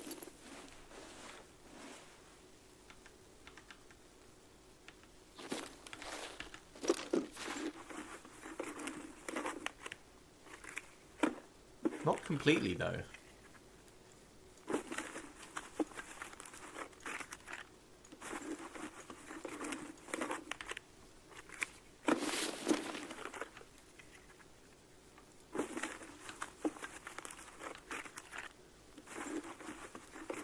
I'll take more herring.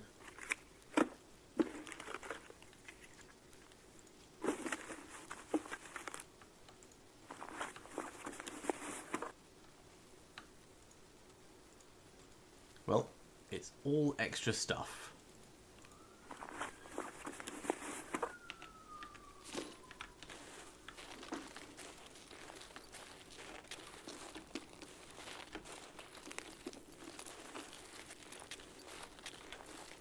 Eight minutes. I really hope whoever it was has gone.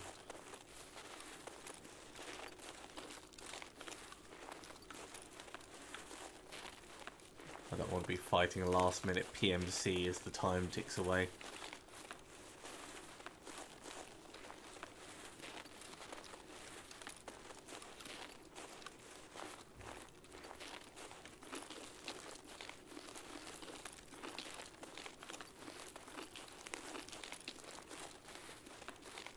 Blood trail.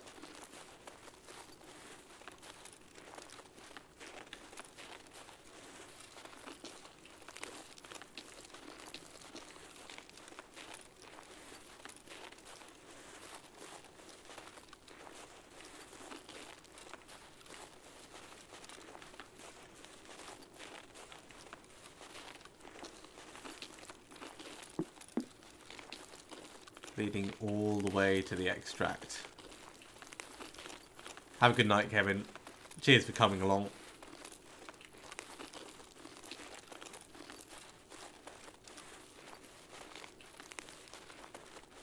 And there's a body.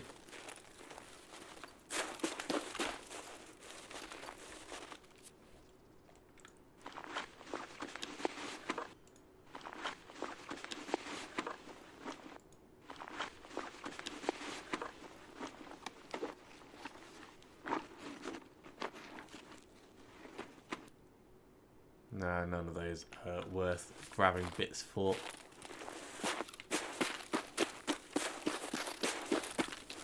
And whoever this person was, they extracted safely while bleeding out.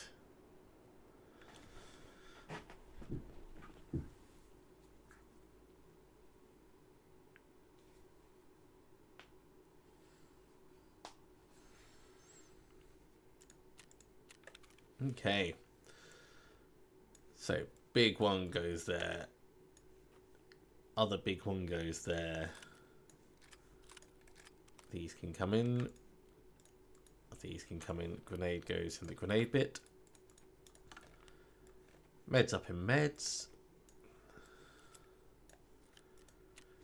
Alright. That was a really good run. So what we're going to do is we're going to clear some space out. And then sort out that hollow dill nick. That's definitely the right thing to do. We're going to need a fair bit of space in order to do that. So we'll get the guns sold and out of the way. And then we'll look at how much stuff we still need to buy.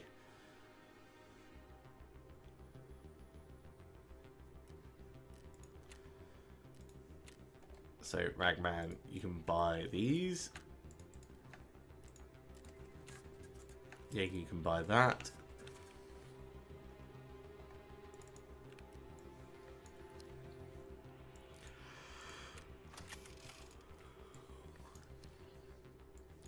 Repairs. And yeah, whichever way we do this, we're going to have a lot of space. So... Oh yeah, got the pistol to put back.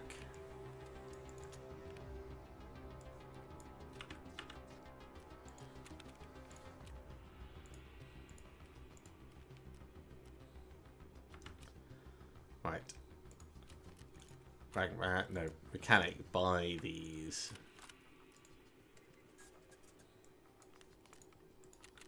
Jaeger, for this hollow deal, Nick. How much more do we need? We need 1, 2, 3, 4, 5, 6, 7, 8, 9, 15. So we've got lots of space.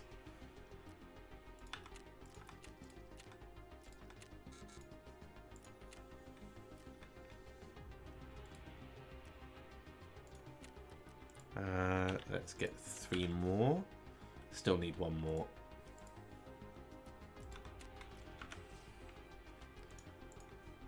Need 4 of these.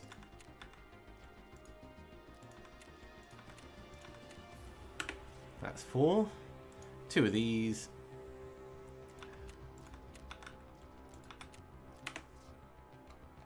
And last but not least, 3 squash.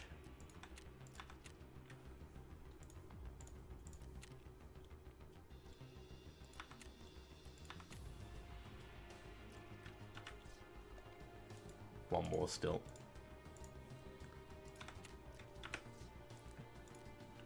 Okay, we have a proper storage container for food and drink.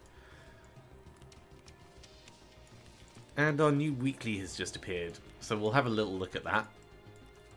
We'll just get these all transferred across. And actually, yeah, this Zuck can go.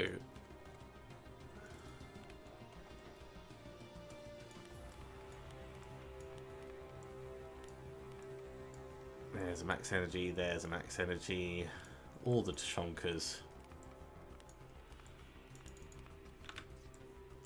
We're gonna not have to worry about food and drink for a while.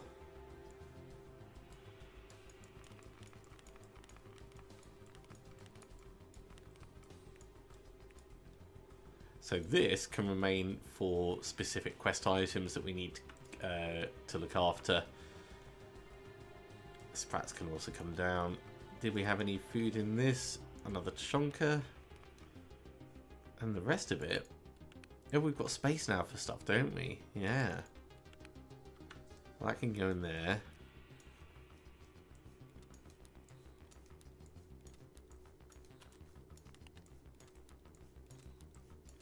All of this can get stored for now.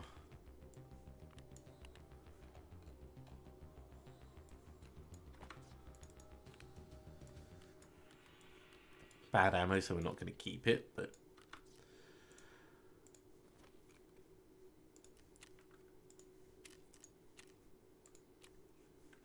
$10 woods raids. We might do that. If we replace it, yeah, that's going to be quite a bit. I suppose it helps us out with Ragman rep, which we don't have a huge amount for.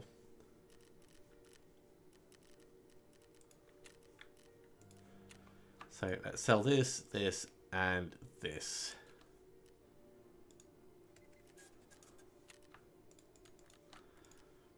Still got 9.2 million left over. Ragman, let's have a look at your services. Can we buy new kit? Oh, we can.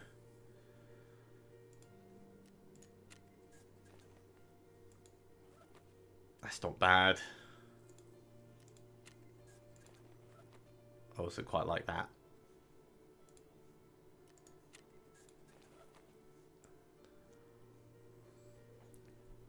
That's pretty good for wintertime woodland camo, I'd say. And with our stuff on, we look like a scav. If it wasn't for the armband, you wouldn't know.